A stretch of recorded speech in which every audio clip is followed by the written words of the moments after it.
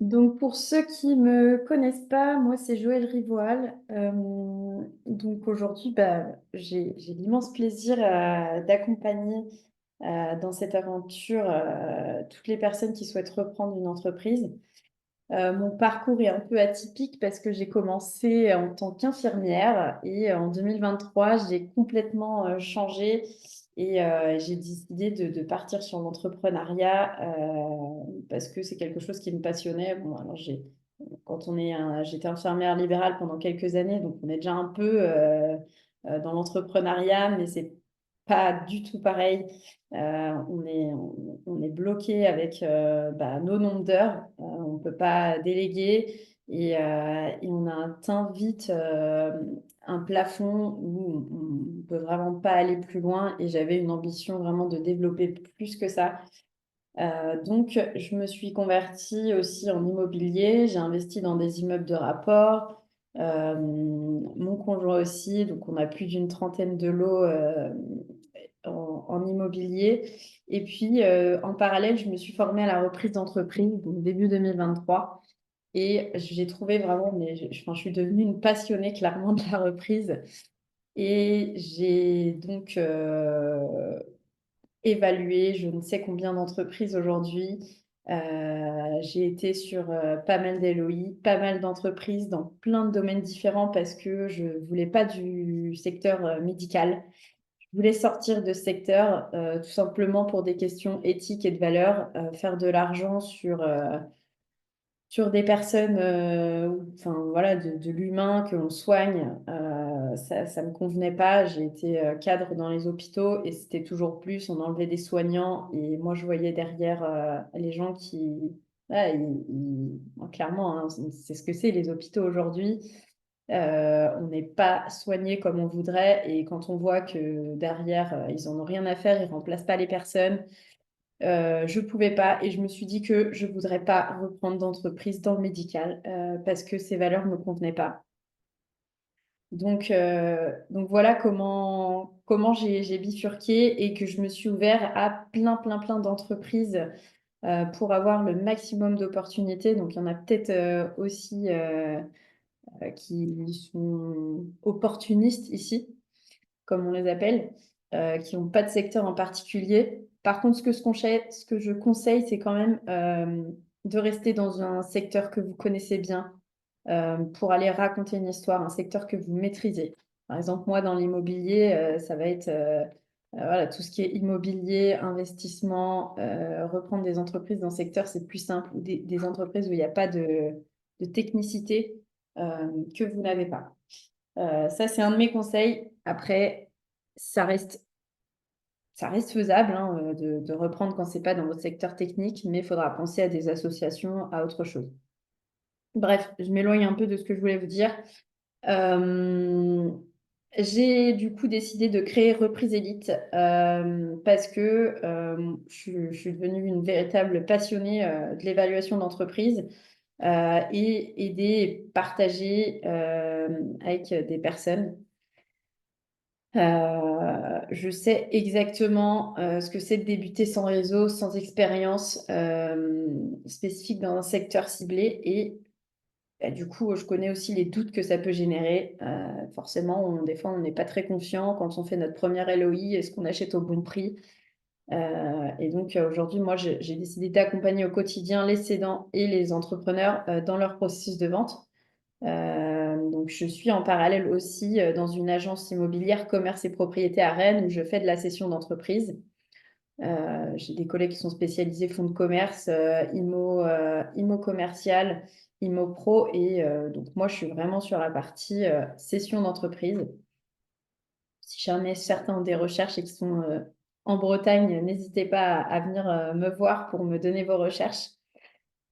Et puis, j'ai décidé, en plus de ça, de monter le mastermind Reprise Elite, où j'ai voulu réunir vraiment dans un programme toutes les clés, les conseils pratiques et l'expertise que j'aurais moi-même rêvé d'avoir quand j'ai commencé dans mon propre parcours de recherche.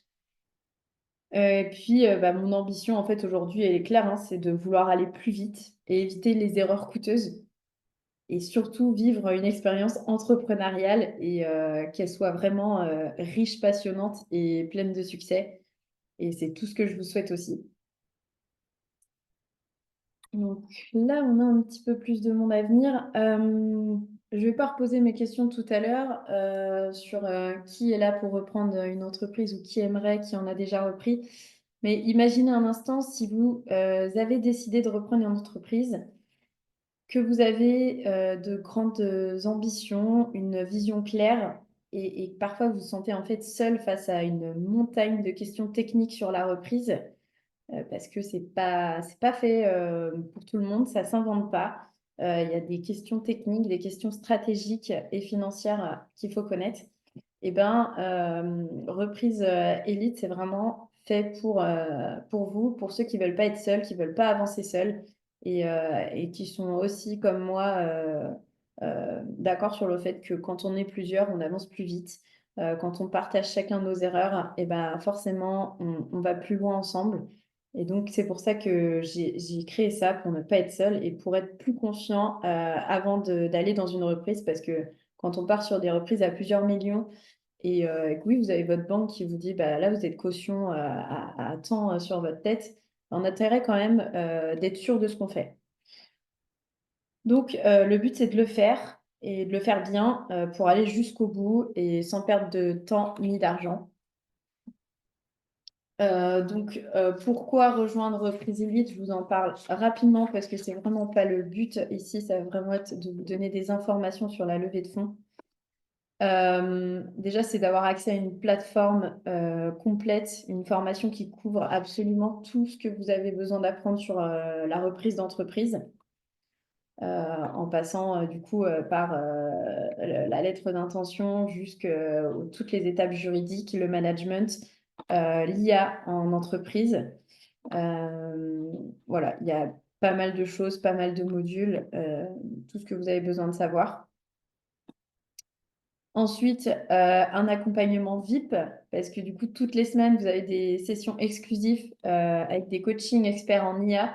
Donc ça, c'est vraiment le plus dans la formation, c'est qu'il y a un expert en IA d'entreprise qui vient, donc il y a forcément le module qui vient avec, mais en coaching qui va venir implémenter avec vous pour votre structure actuelle, parce que je pense que la plupart ont déjà des entreprises, ou pour la future entreprise, vraiment implémenter ce qu'on peut mettre dans l'entreprise et sur celle que vous rachetez aussi, parce que je pense qu'aujourd'hui, vous en êtes conscient, l'entreprise que vous rachetez, vous avez intérêt à faire attention à quel impact aura l'IA dans cette entreprise. Et ça, c'est vraiment un sujet qui me tient à cœur parce qu'il y a des boîtes qui seront amenées d'évaluer. Il y en a d'autres qui seront peut-être amenés à disparaître à cause de l'IA. Et ça, faut savoir le maîtriser le plus possible. Voilà, il y a aussi des coachings avec un expert comptable et une avocate. Et donc, ça vous permettra vraiment de décortiquer les dossiers, d'éviter les pièges comptables, juridiques. Et donc, vous gagnez du temps et de l'argent. Ce que vous avez aussi, c'est un retour d'expérience vraiment précieux sur des mentors et qui sont vraiment dans le quotidien de la reprise. Et donc ça, je pense que c'est vraiment une force. Ça vous guide personnellement et en petits groupes. Ça, j'y tiens aussi. Pour vraiment pouvoir tous passer et tous vraiment regarder en profondeur le dossier. Et puis, bah, ce que je mets en avant aussi, c'est surtout le réseau. Donc, d'être dans un groupe avec des personnes qui s'entraident. Encore ce matin, il y en a il y en a quelques-uns du mastermind. Sébastien qui avait besoin et qui, du coup, a eu Mathieu qui lui a proposé de lui faire un Zoom rapidement pour l'aider à implémenter les meta-ads dans sa boîte. Et franchement, bah, je trouve ça génial et c'est pour ça que c'est à ça que ça sert. Donc voilà. Bienvenue Gaspard, je finis mon petit speech et puis je te laisse la main. Il n'y en a pas pour longtemps, c'est bientôt à toi. Et aussi, du coup, dans ce mastermind, il y a des séminaires tous les 3 mois. Donc le prochain, c'est le 29 mai.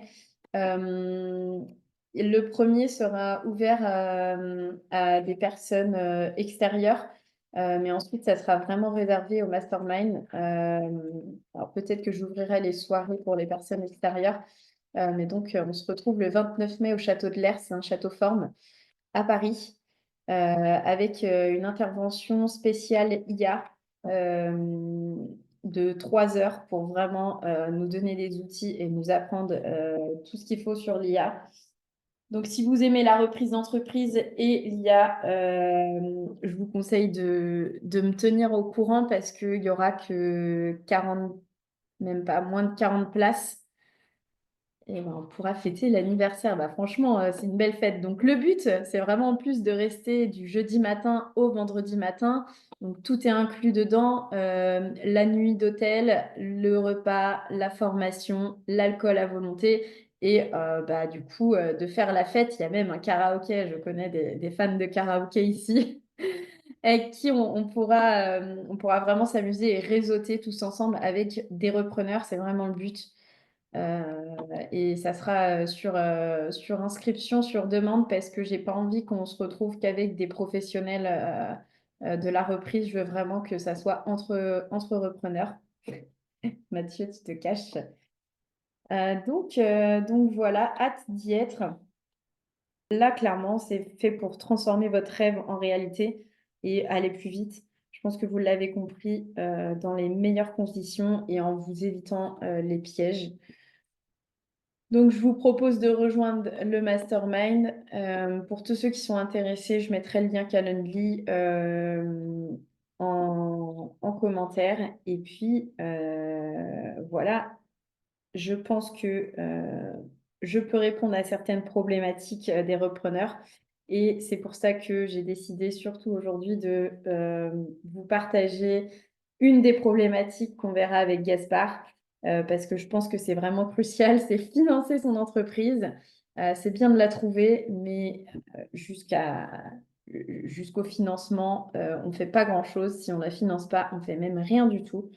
Et donc voilà, la banque est de plus en plus frileuse, vous le savez, donc avoir un financement, une solution alternative, c'est toujours bon. Et donc, je laisse la main à Gaspard. Eh ben, merci beaucoup, Joël. Je suis ravi d'être avec vous aujourd'hui et de vous parler un petit peu de ce sujet que je crois connaître assez bien, qui est celui de la levée de fonds. Forcément, tout repreneur sera à un moment donné confronté à ce sujet.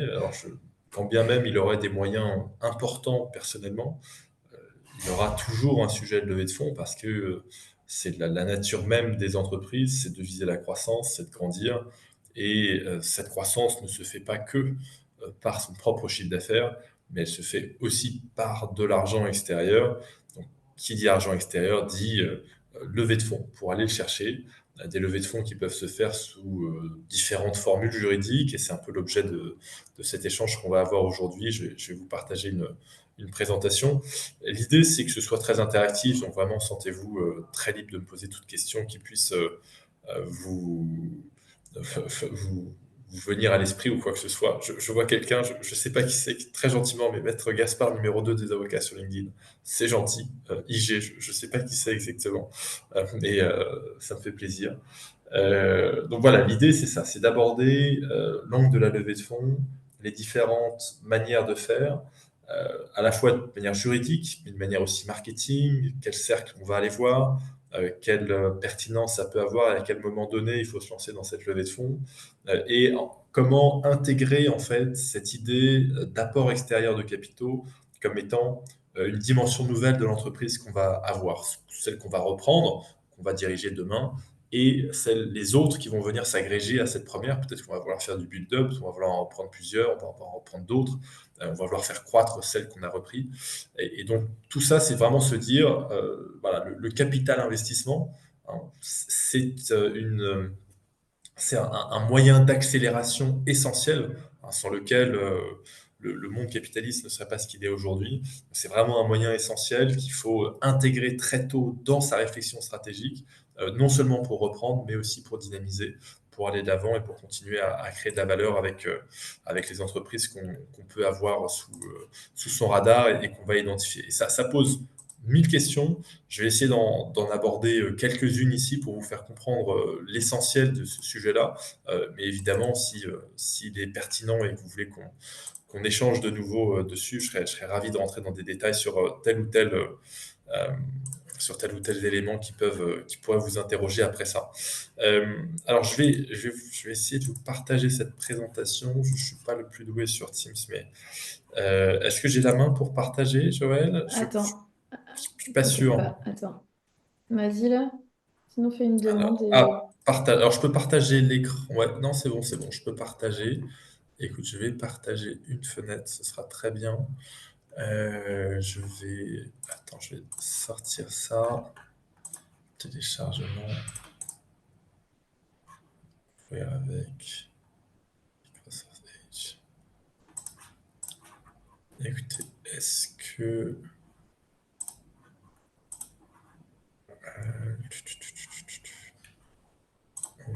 Ah, ça y est. Parfait. On y est. Est-ce que vous voyez mon écran? Ouais, Bon, et ben voilà. Parfait. Donc, l'objet de notre échange aujourd'hui, c'est de discuter de la levée de fonds. Et donc, c'est une alternative pour réussir sa reprise. Une alternative à quoi? À un financement qui serait 100% en fonds propres. On va comprendre que le financement par les fonds propres, c'est une bonne chose. Hein, c'est pas critiquable en soi. Mais si on veut augmenter la rentabilité de ses capitaux propres, si on veut pouvoir faire plusieurs reprises, si on peut avoir du rendement sur son investissement, on a tout intérêt à aller chercher un levier qui peut être de la dette, qui peut être de l'equity apporté par d'autres investisseurs. Donc voilà, on n'est pas obligé de financer sa reprise qu'avec son propre argent. Et c'est même presque déconseillé de prendre trop de risques, de faire all-in avec les économies qu'on a pu avoir d'une vie, d'une carrière ou quoi que ce soit sur une seule cible. L'idée, c'est qu'au contraire, on va minimiser son apport personnel autant que possible pour pouvoir, en maximisant l'argent de tiers qui va vous être prêté, qui va vous être apporté en capital ou quoi que ce soit, pour à la fois vous dérisquer et aussi avoir derrière de l'argent en cas de coup dur pour l'entreprise, pour réabonder au capital, pour faire d'autres reprises, pour faire grandir le groupe. Donc c'est vraiment gagnant-gagnant. C'est-à-dire que non seulement vous allez prendre moins de risques, mais vos investisseurs, parce qu'ils sont dans un groupe plus solide, plus structuré, plus dynamique, eh ben, ils vont avoir de meilleurs retours eux aussi sur l'investissement qu'ils vont réaliser. Donc l'objectif, c'est de découvrir comment la levée de fonds elle se positionne comme cette alternative au financement bancaire classique. On va voir que le financement bancaire classique, c'est bien. Il n'y a pas de drame à y faire appel. Et si les portes sont ouvertes, tant mieux. Mais malheureusement, les portes se ferment de plus en plus. Les banques sont de plus en plus frileuses, elles sont très lentes. Elles ne cherchent pas à comprendre le business model que vous allez leur proposer. Il peut y avoir beaucoup de freins à ce niveau-là. Donc ceux qui se heurteraient aux problèmes bancaires que j'évoque ici auraient une alternative crédible à la levée de fonds. Donc non seulement les capitaux propres, mais aussi la banque qui ne joue pas toujours le jeu de la reprise comme on aimerait que ça puisse être le cas. Bah, ça peut être crucial pour réussir une reprise d'entreprise. Et on va voir comment voilà, on peut intégrer cette levée de fonds dans un projet de reprise et l'utiliser pour structurer sa reprise sans grande garantie financière, mais surtout en l'intégrant par la suite aussi dans la stratégie de croissance de l'entreprise que vous allez acquérir. La levée de fonds, c'est pas une seule fois en fait. Il faut se dire que la levée de fonds, c'est pas je lève de l'argent et puis c'est bon, je dis adieu mes investisseurs, on se reparle plus, ça s'arrête là. Pourquoi pas, mais ce serait dommage, ce serait sous-exploiter le levier incroyable que peut être l'apport financier d'autrui pour le développement de sa croissance. Donc il faut se dire que ça intègre une stratégie financière de long terme, non seulement au moment de la reprise, mais aussi et peut-être surtout pendant la croissance de cette entreprise. Donc on va voir, voilà, assez rapidement, j'ai pas voulu vous déborder de slides, mais voilà, quelles sont les limites du financement bancaire? Ça va être très rapide, je pense qu'on les connaît tous, donc il n'y a pas besoin de s'apesantir là-dessus. Quel est voilà, le financement alternatif privé? Qu'est-ce que j'entends par ça? Et quels sont les différents modes de financement qu'on peut avoir? Le LBO, c'est le cœur d'une stratégie financière pour reprendre une entreprise avec justement une levée de fonds. Donc on va rapidement évoquer ce sujet. Quelles sont les parties prenantes, les étapes, le cadre juridique et réglementaire, les bénéfices pour l'entreprise, le modèle d'une plateforme de financement et quelques cas pratiques et des exemples que vous avez peut-être déjà croisés. D'ailleurs, il y en a qui sont assez célèbres et d'autres qui sont plus rares. En tout cas, les exemples ils sont tellement nombreux, en fait, c'est quasiment 100% des gens qui ont fait de la reprise, qui sont passés par la levée de fonds. Voilà, encore une fois, sauf à avoir des capitaux propres très importants, mais même quand on en a de très importants, en principe, on est un peu malin et on fait appel aussi à une levée de fonds pour complémenter son acquisition. Sinon, on aurait une faible rentabilité de ses capitaux propres. Alors, les limites du financement bancaire, vous les connaissez tous. Ils sont malheureusement de plus en plus nombreux. Euh, on voit ce qui se passe dans l'actualité en ce moment, hein.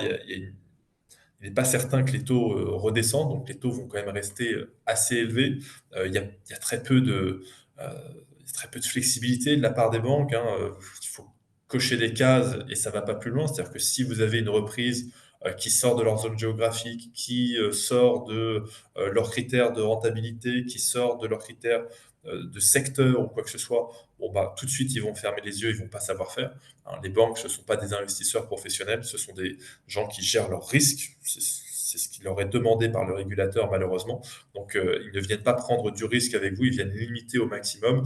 Et très souvent, le prêt bancaire n'est qu'un argument pour avoir une relation avec quelqu'un, un particulier qui va avoir une vie longue, hein, c'est des prêts étudiants, ou une entreprise qui va ouvrir des comptes et qui va faire différentes opérations bancaires. Mais eux, ils n'ont pas comme moteur d'aller vous proposer du prêt et vous permettre de reprendre des entreprises. C'est pas leur sujet à eux. Et d'ailleurs, même quand vous allez cocher des cases, en fait, le processus va être très long. Euh, on le sait bien, on rencontre un premier conseiller, il nous demande une certaine liste de pièces, on lui renvoie, il va demander des pièces complémentaires, ça va prendre beaucoup de temps. Le conseiller va partir, on va repartir à zéro avec un nouveau conseiller. Puis après, lui, il va remonter à un comité, qui va remonter à un comité régional, etc. Donc, c'est parfois des choses qui se comptent en de très longs mois. Vous allez vous épuiser, vous allez être frustré, vous qui êtes entrepreneur, repreneur, bah, vous avez envie que ça aille vite, vous avez envie qu'il y ait du dynamisme, et c'est évidemment pas ce que sera prêt à vous offrir une banque, contrairement à du financement privé. Euh, donc voilà, il y a tous ces enjeux-là qui vont faire que bah, la banque, c'est bien quand c'est ouvert, euh, mais que si on peut s'en passer, tant mieux. Il faut surtout pas être dépendant d'elle. Il faut surtout pas se dire, ah, j'ai eu un refus, ça y est, ma vie s'arrête là, je ne peux pas être preneur, je ne peux pas être entrepreneur, je n'aurai jamais d'argent, personne ne va me faire confiance. Non, la banque, c'est vraiment une grille d'analyse extrêmement stéréotypée. Et quand on pense qu'il y a justement dans les banques 6 000 milliards d'épargne financière mal utilisée, en fait, il y a un océan d'investisseurs privés qui seraient ravis, plutôt que la banque prête leur argent, de vous prêter eux directement leur argent et de vous accompagner dans vos ambitions. Et ce seront des gens qui seront beaucoup plus ouverts, beaucoup plus flexibles et à l'écoute de votre réalité entrepreneuriale, alors qu'une banque, elle va uniquement regarder par le biais de sa grille de lecture à elle. Alors, qu'est-ce qu'on va avoir comme financement alternatif privé? On va avoir une solution d'equity ou une solution de dette.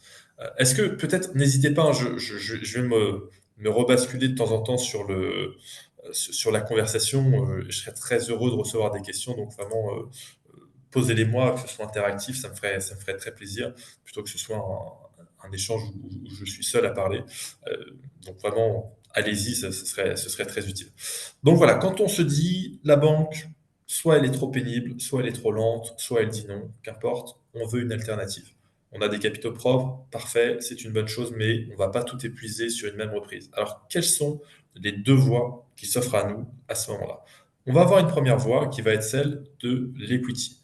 Celle de l'equity, c'est dire à des investisseurs, investissez dans ma reprise, à mes côtés, et nous allons partager le capital de la société en dessous. Ce n'est pas un prêt. Vous allez voir que l'autre option, c'est celle du prêt, c'est celle de la dette, mais vous allez avoir des droits sur le capital, c'est-à-dire que vous allez prendre un risque relativement élevé, en tout cas le même risque que je prends moi en tant qu'entrepreneur en prenant du capital de cette société. Vous n'allez pas avoir une visibilité très précise sur votre investissement. On ne sait pas si l'investissement portera ses fruits dans 6 mois, 1 an, 2 ans, 5 ans, peut-être 10 ans. On n'a pas de calendrier précis, mais on joue éventuellement une rentabilité très forte. Le pari de quelqu'un qui investit en equity, c'est de venir sur une société, que cette société connaisse une croissance forte et qui ait un jour soit des dividendes, dans le cas peut-être à minima, où il n'y a rien de honteux à recevoir des dividendes, ça peut être très bien, mais très souvent, l'investisseur en equity, lui, va s'attendre à recevoir plus que des dividendes, il va espérer revendre les titres qu'il aura achetés pour 100 000 euros. Il espère pouvoir les revendre 200, 300, 400 000 euros, faire un multiple sur son investissement. Et c'est là qu'il espère gagner de l'argent. Parce que, évidemment, vos investisseurs, par définition, sont des gens qui ne font pas de la charité. Ils ne sont pas là uniquement pour vous aider. Alors peut-être que votre histoire va les toucher, ça va leur plaire. Peut-être que ce sont des proches qui ont voulu vous aider à mettre le pied à l'étrier, et auquel cas ce sera parfaitement légitime. Mais en leur qualité d'investisseur, et surtout quand vous allez élargir le cercle à des personnes qui ne sont pas proches de vous, ce sont des gens qui veulent avoir une rentabilité économique sur leur investissement. Ils vont comparer l'investissement que vous leur proposez aux autres investissements qu'ils pourraient rencontrer dans leur vie quotidienne. Alors quand on n'a pas de réseau, très souvent, les seuls investissements qu'on peut faire, c'est au sein d'une banque. On va nous proposer un livret A à 2%, et puis si on n'a plus de livret A, éventuellement un produit bancaire qui va être parfaitement opaque, qui n'aura aucune visibilité sur les frais, etc., et qui aura finalement très peu de performance. Donc c'est pour ça que le financement alternatif, ce qu'on appelle le private equity, quand les investisseurs viennent en equity dans votre prise, ils espèrent prendre une part du lion avec vous. Ils se disent, voilà, je vais mettre 100 000 euros, et ces 100 000 euros, je serais ravi de les retrouver dans quelques années. Je sais qu'il y a un calendrier qui n'est pas très, ni très proche, ni très précis. Hein, il va être plutôt lointain et un petit peu flou. Mais le jour où ça va se matérialiser, parce que je comprends le business plan, parce que j'adhère à la vision de l'entrepreneur, parce que je connais ce secteur, parce que j'ai moi-même peut-être quelque chose à apporter à l'entreprise, ou j'ai peut-être du business à faire avec elle. On peut toujours réfléchir à la psychologie de l'investisseur. Pourquoi est-ce qu'il fait cet investissement? Est-ce qu'il y a des avantages extra-financiers dans son investissement? Peut-être que c'est que financier, pourquoi pas. Mais s'il y en a d'autres, on peut tout à fait les mettre en avant et réfléchir avec lui. Hein. Nous, on accompagne beaucoup de repreneurs, et on a très souvent vu des fournisseurs, par exemple, qui vont participer à la levée de fonds de la reprise, parce qu'un fournisseur, ben, il a un client, il a du chiffre d'affaires, et il se dit, tiens, ben, l'argent que je mets à ce moment-là, d'une certaine manière, il va me revenir en chiffre d'affaires, donc ça vaut la peine que j'accompagne cette reprise, que j'accompagne ce repreneur. Parce que les investisseurs qu'on évoque ici, peut-être pour faire une petite parenthèse, ne sont pas que des investisseurs personnes physiques. Hein. On pense toujours, ou très rapidement, à son cercle proche. On va, tiens, les parents, les frères, les cousins, la famille, etc. Pourquoi pas? C'est ce qu'on appelle la love money. C'est les gens qui vous aiment et qui seront prêts à mettre de l'argent dans votre prise. Mais il faut très vite avoir une logique beaucoup plus expansionniste que celle-là. Si on se contente de ça, sauf avoir une famille très riche, on ne va pas avoir une profondeur d'investissement très intéressante. Donc il faut très vite se dire, bon, bah, je vais aller un cercle plus loin, je vais trouver de vrais investisseurs en private equity, des gens qui aiment ça, des gens qui aiment prendre du risque, qui s'intéressent à la vie des entreprises, qui ont envie d'y participer, et ils ont, à mes côtés, envie d'investir leur argent. Ils me font confiance, c'est une responsabilité que j'endosse que de porter la charge de l'investissement qu'ils m'ont proposé. Et comme ça, on peut s'accompagner ensemble dans ce projet et marcher, faire un petit bout de chemin en tant qu'associé, hein, c'est le principe de l'equity, en tant qu'associé dans cette opération qu'on est en train de faire de reprise avec la personne. Donc ça, c'est la première... Et je t'en prie, Joël. est-ce que tu as eu un type d'entreprise, est-ce qu'on peut tout financer ou est-ce que, enfin, tout secteur d'activité confondu, ou est-ce que tu en as en particulier qui fonctionnent bien, d'autres qui fonctionnent pas? Est-ce que tu peux nous dire un peu plus sur le secteur d'activité? Alors, c'est très, très, très intéressant ta question, parce que on a cette idée très fausse que seules les startups vont pouvoir lever beaucoup d'argent pour aller chercher de la croissance. Donc, il faudrait nécessairement être dans un secteur technologique sur une petite société pour pouvoir rassurer des investisseurs. C'est exactement l'inverse. En fait, les startups qu'on voit peut-être beaucoup sur LinkedIn ou ailleurs, elles ont peu de moyens, donc elles sont obligées de faire beaucoup de bruit avec pas grand-chose, donc d'utiliser les réseaux sociaux. Et en principe, elles sont assez fortes pour faire ça, ce qui peut générer de l'attraction vis-à-vis des investisseurs ou vis-à-vis des clients. Donc elles prennent beaucoup de place. Mais en réalité, les investisseurs vont largement préférer une société qui est déjà rentable, qui existe depuis longtemps, qui a un plan de croissance raisonnable, qui ne va pas promettre de faire x10, x20, x100 sur sa valorisation, mais peut-être x2, x4, x6. Ce sera déjà très bien, ce sera déjà un très beau rendement pour l'investisseur, parce que vous savez, le monde des startups, malheureusement, il commence aussi à une valorisation qui est très élevée.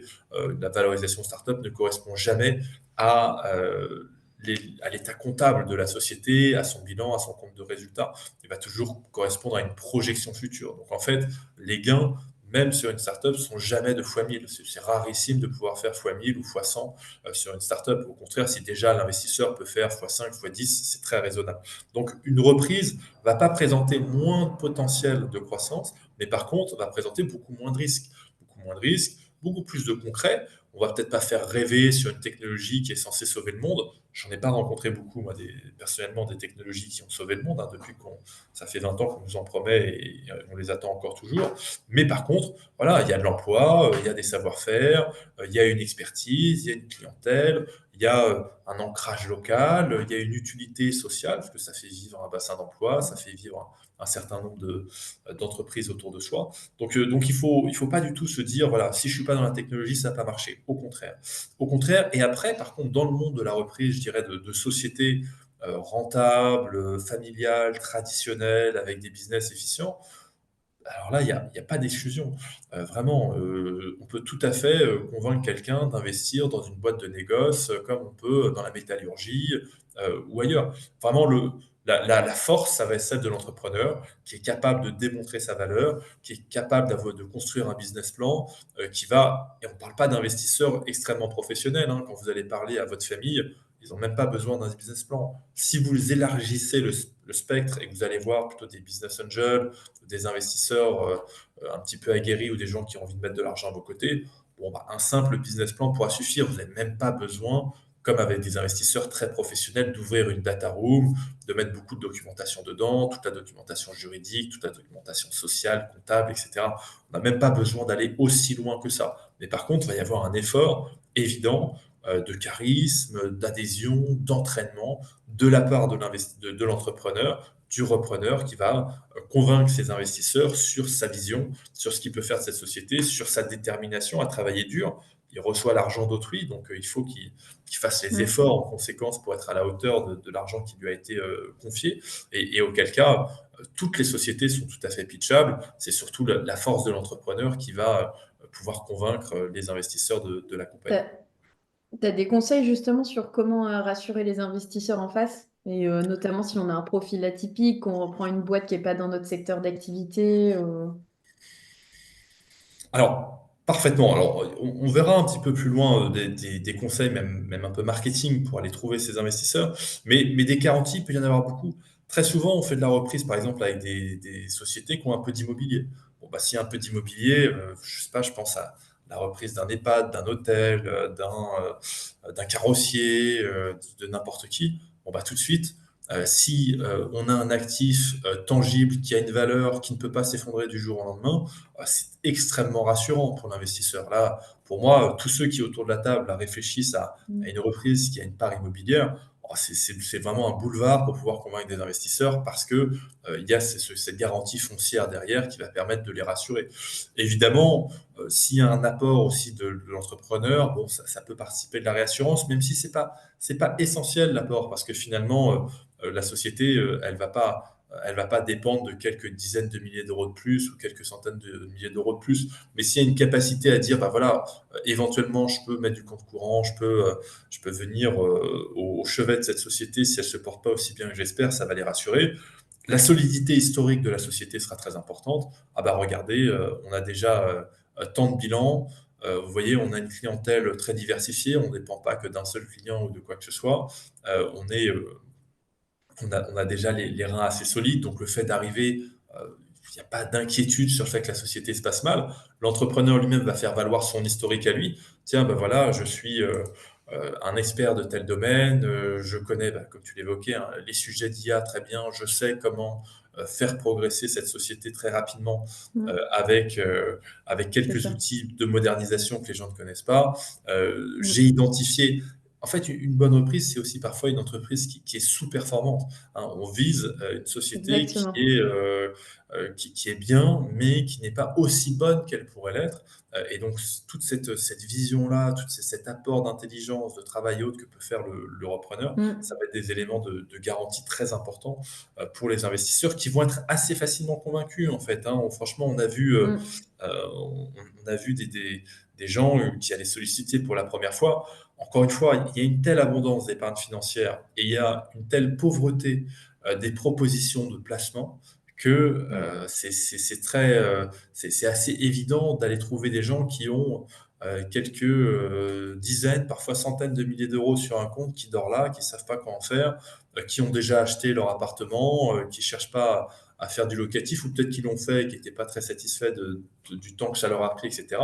L'avantage en investissant à vos côtés, c'est aussi que ça va être en principe parfaitement passif s'ils le veulent. C'est-à-dire qu'il n'y aura pas des locataires à gérer, des travaux, des taxes à payer ici ou là. Voilà, une fois que l'argent est mis, ils travaillent avec l'entrepreneur. On va essayer de fixer un cadre juridique sécurisant pour l'investisseur aussi en lui disant, bon, bah, écoute, si tu as envie de sortir dans tant d'années et que la société est suffisamment sereine, bah, peut-être que la société pourra te racheter.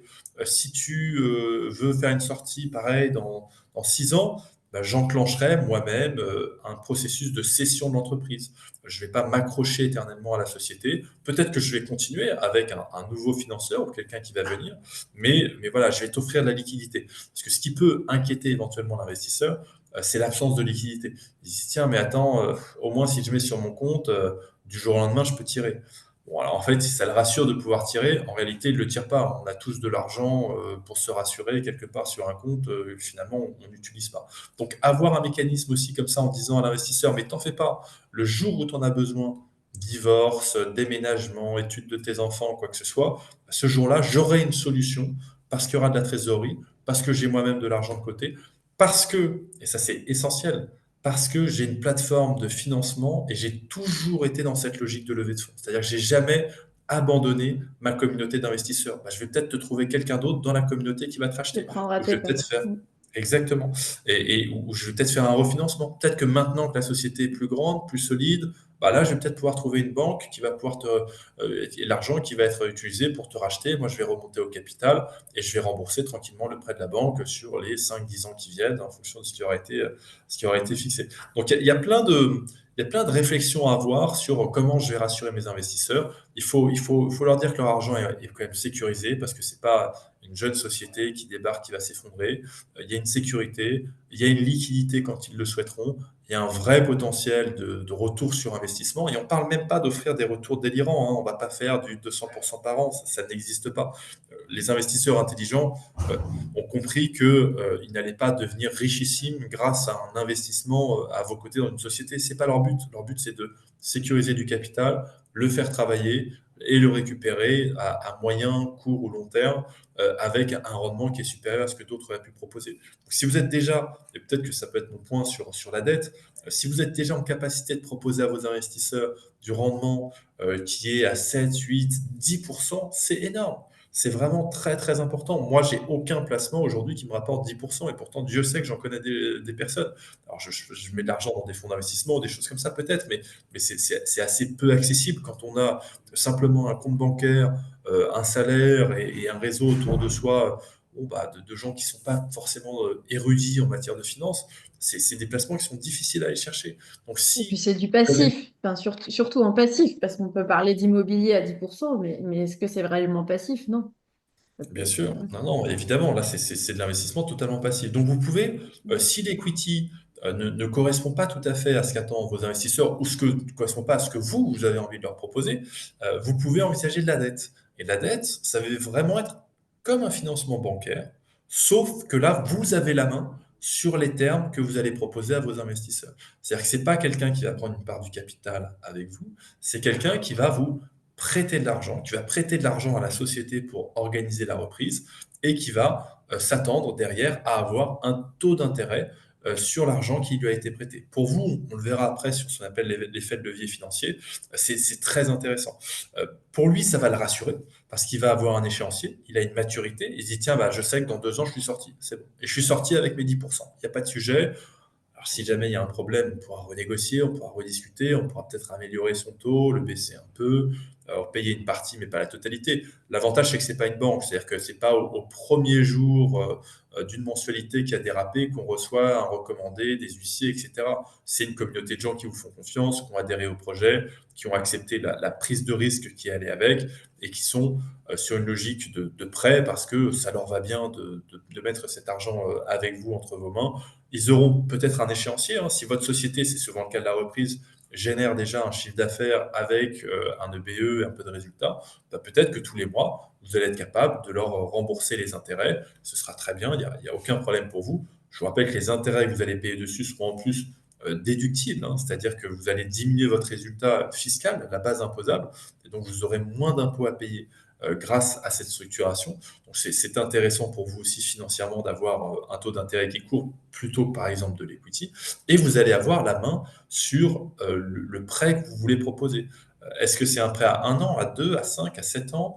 Est-ce qu'il y a un taux élevé, un taux bas? Est-ce qu'il y a des garanties associées à ce prêt? Parce que la banque, quand elle vous prêtera, à caution personnelle, hypothèque sur la maison, etc., etc., là, c'est vous qui allez décider des garanties à apporter ou à ne pas apporter à vos investisseurs en fonction de ce dont ils vont avoir besoin pour être rassurés. Et assez souvent, des investisseurs non professionnels vont pas en demander des tonnes. Le taux d'intérêt sera un critère important pour eux parce que ça va être finalement le rendement de leur argent. Si vous leur proposez du 3 ou du 4%, forcément, ils vont se dire, bon, je peux mettre aujourd'hui à 2,4, ou je crois que c'est à 2 maintenant, sur un livret A. Si quelqu'un me propose du 3%, je serais plus rassuré par mon livret A. Alors attention, le livret A, c'est 2%, mais c'est capé, hein, au bout de, je sais plus, quelques Mm. dizaines de milliers d'euros, vous pouvez plus mettre. Donc très souvent, les gens 20 sont plutôt sur 22, du je crois. ouais, Mm. voilà, quelque chose comme ça. Donc, en fait, dès que le livret A déborde, les gens laissent sur des taux à zéro et ils perdent face à l'inflation, hein. Ça, il faut leur rappeler aussi. C'est-à-dire que quand on laisse Mm. de l'argent dormir à la banque, ben, le 1er janvier 2025 et le 1er janvier 2026, on n'a pas le même pouvoir d'achat. Donc, avec les mêmes 100 000 euros à la Mm. banque, on n'achète pas la même quantité de biens, ni d'immobilier, ni de quoi que ce soit. Donc, le faire travailler avec vous, c'est beaucoup plus intéressant. Donc, voilà, vous allez avoir la main sur la structuration de votre dette, sur la relation avec vos prêteurs. C'est des produits qui sont très attractifs pour les investisseurs parce qu'il y a de la maturité, parce qu'il y a un taux d'intérêt. Et assez facilement, on peut arriver à les convaincre de vous accompagner. Est-ce que ça, il y a une question de Sébastien, on peut faire de la dette in fine, donc remboursement tout à la fin, mais c'est ça en fait, rembourser les intérêts, c'est remboursement à Exactement. la fin quand ils sortent.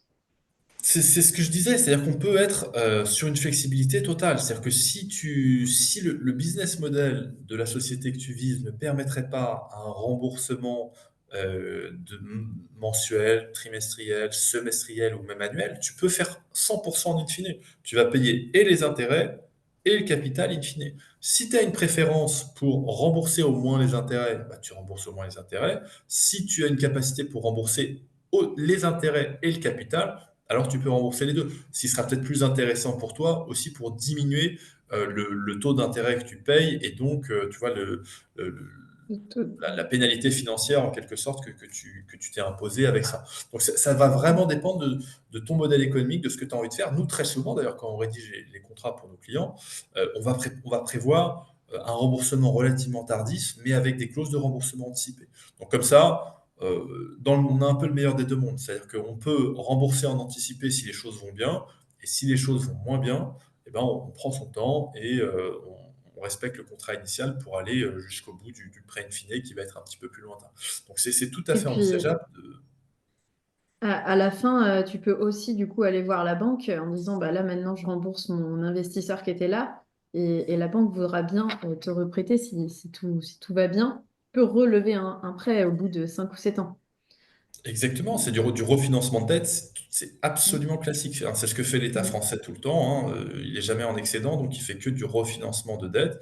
Vous pouvez avoir la même logique. Ça peut être la banque et ça peut être votre plateforme de financement. Ça peut être d'autres investisseurs que vous avez rencontrés, d'autres fournisseurs, qui que ce soit, des gens qui, si c'est pas le bon moment pour vous, parce que vous dites, tiens, j'ai de la trésorerie, mais cette trésorerie, je vais l'utiliser pour lancer un nouveau prototype, pour développer une nouvelle filiale, pour ouvrir une nouvelle région, pour lancer une nouvelle verticale ou quoi que ce soit. Gardez votre trésorerie. Gardez votre trésorerie, faites refinancer votre dette. Les investisseurs qui étaient là pendant quelques années, ils ont fait leur bout de chemin. Vous allez avoir de nouveaux investisseurs. La restructuration, c'est très intéressant. Ça va être l'occasion aussi de, peut-être on était sur un taux un peu plus élevé au début parce qu'il y avait plus de risques. Alors, maintenant que la société est solide, qu'elle est prospère, que tout se passe bien, on va proposer un taux moins élevé. Ça fonctionnera tout aussi bien. Donc, on va pouvoir diminuer aussi sa charge d'intérêt grâce à la restructuration. Ça peut être la charge d'intérêt, ça peut être la maturité. Tiens, bah, j'avais pris sur 2 ans le premier parce qu'il fallait que je rassure tout le monde. C'est bon, au bout de 2 ans, j'ai fait mes preuves. Maintenant, je propose sur 3 ans avec un taux un petit peu moins fort et ça passera sans problème parce que les investisseurs me connaissent, parce qu'ils ont été remboursés, etc., etc. Et cetera. Et même très souvent, en fait, les gens qui vous prêtent cet argent, Si arrivé à la maturité, vous anticipez un petit peu la chose et vous allez les voir en leur disant, bah, écoutez, je pourrais vous rembourser, mais c'est pas le meilleur moment pour moi. Est-ce qu'on peut proroger la dette? Très souvent, ils n'ont pas besoin de cet argent. S'ils n'en ont pas besoin, ils vont dire, OK, tu me payes les intérêts, tu me payes les 6, 7, 8% qu'on avait prévus, et moi, c'est comme s'il était lui-même le refinanceur, en quelque sorte. C'est comme s'il reprêtait à la société sur la même somme d'argent. Il n'y a juste pas de flux, et c'est très envisageable parce que, encore une fois, les gens sont pas à la rue, n'ont pas besoin de récupérer tout de suite leur argent. Ils sont contents de la dynamique qui est mise en place, et ça leur va de continuer à toucher un taux d'intérêt sur cet argent-là. Encore une fois, ils ont pas de meilleures options ailleurs. Donc c'est une bonne question. Et l'idée, c'est que cette dette, elle est restructurable, elle n'est pas gravée dans le marbre quand elle n'est pas bancaire. Parce que allez voir votre banque pour restructurer, déjà, Mm. quand vous voulez renégocier un taux, c'est pas facile. Mais alors, si vous commencez à repousser les échéances, si vous commencez à négocier un petit peu tout, là, vous aurez beaucoup plus d'inflexibilité, et vous allez rencontrer quelques problèmes. Et alors, Il pourquoi est-ce demande que si je... c'est Ouais. juste, il demande si c'est considéré comme un apport pour la banque. Moi, je dirais que non, ça va plus rassurer la banque d'avoir des investisseurs qui vous font confiance et qui viennent investir. Mais ça va pas empêcher qu'ils vont peut-être vous demander 10% d'apport pour vous prêter. Alors, alors nous, quand même, très souvent, ce qu'on fait, hein, Joël, même, c'est effectivement de faire passer la dette des investisseurs pour de l'apport aux yeux de la banque. C'est-à-dire que la banque, de toute Mm. façon, elle va être tout en haut. C'est-à-dire qu'elle va être ce qu'on appelle de premier rang. Si jamais il Oui, se elle passe sait quoi que pas ce d'où ça vient. soit, voilà, elle va toujours récupérer l'argent en Mm. première, mais par contre, les investisseurs qui accepteront, eux, d'être de second rang pourront apparaître comme étant quasiment un apport personnel et traités comme tel par la banque, ce qui fait que l'effet de levier dont vous aurez besoin, c'est sûr qu'il faut savoir mélanger les, euh, les montages. Et d'ailleurs, j'ai sauté une slide, mais je vais revenir après dessus. Là, vous voyez, on a la holding de reprise, on aura le crédit bancaire, on a le repreneur qui va être ici, et ici les investisseurs. Certains sont actionnaires, c'est ce qu'on disait tout à l'heure, ils vont venir en equity, d'autres vont venir en prêt obligataire. Mais en fait, tout cet argent ici, c'est-à-dire à la fois le repreneur, les investisseurs, actionnaires ou prêteurs, peut passer pour des capitaux propres aux yeux de la banque, qui elle va voir, ben voilà, un apport global de 500 000 euros. Allez, très bien, je vous fais confiance, je vous remets le double, je vous remets 500 000 euros, et hop, vous avez 1 million dans votre holding pour aller racheter votre cible. Donc ça peut être un très bon moyen pour, encore une fois, minimiser les capitaux propres apportés par le repreneur, maximiser son effet de levier, et comme ça, avoir une rentabilité très forte pour pouvoir faire plusieurs reprises.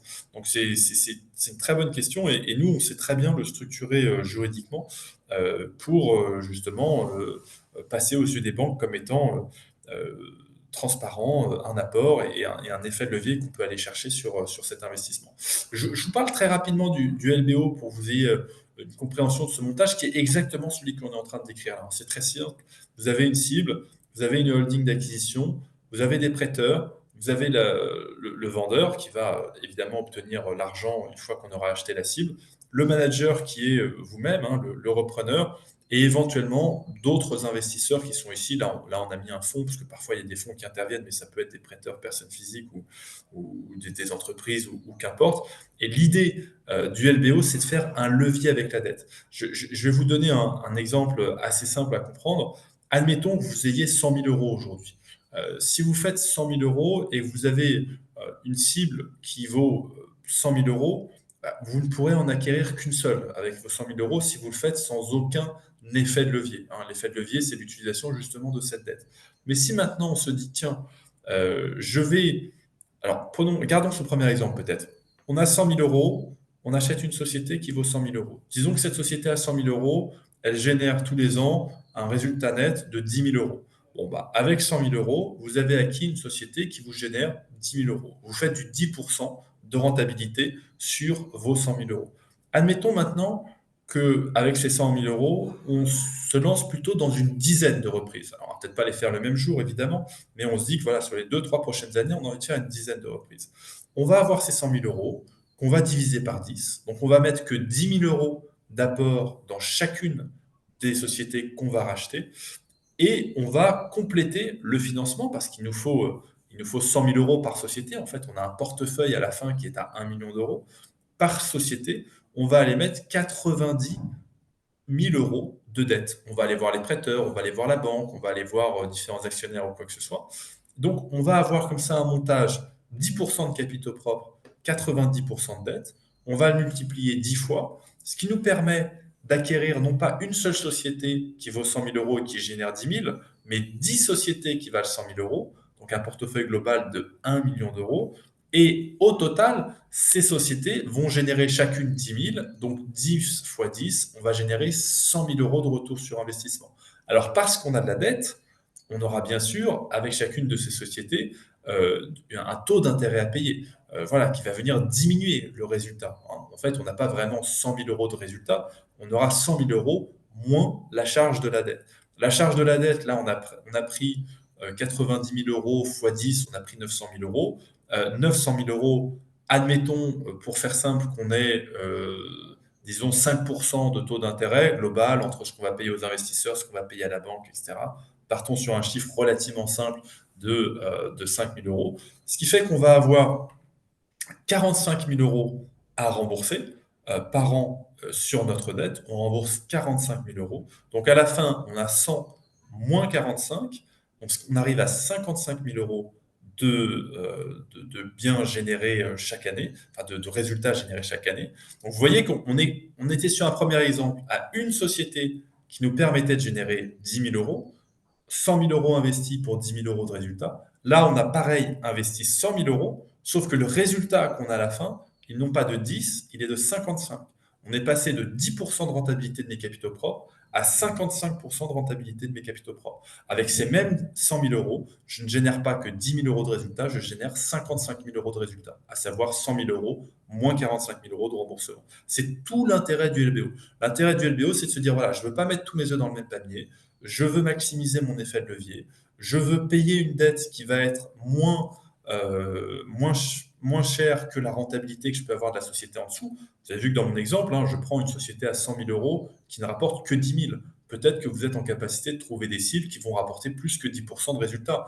Vous allez payer moins de 10 fois le résultat. Vous allez payer peut-être 8 fois le résultat, 6 fois le résultat, parfois 3 fois le résultat. Donc si dans mon exemple, on a une société qui en plus génère 30 000 euros, bon bah en fait, c'est 300 000 euros que je vais récupérer et je paierai toujours que 45 000 euros d'impôts. Donc, ce n'est pas 35% de rentabilité que j'ai sur mes capitaux propres, mais c'est 240% de rentabilité. Vous voyez, c'est vraiment tout l'intérêt d'aller structurer cette levée de fonds avec autre chose que vos capitaux propres. Donc, que ce soit l'argent de vos investisseurs, un prêt bancaire ou un prêt obligataire qui serait des investisseurs privés qui viendraient vous prêter. Donc ça, c'est vraiment tout le génie de l'effet de levier dans la reprise qui va vous permettre soit de multiplier les reprises, soit même de conserver votre cash pour que votre première reprise, après, se multiplie et que les personnes rachètent une deuxième, une troisième entreprise pour faire du build-up et pour faire grandir ce premier acteur qui a été acquis.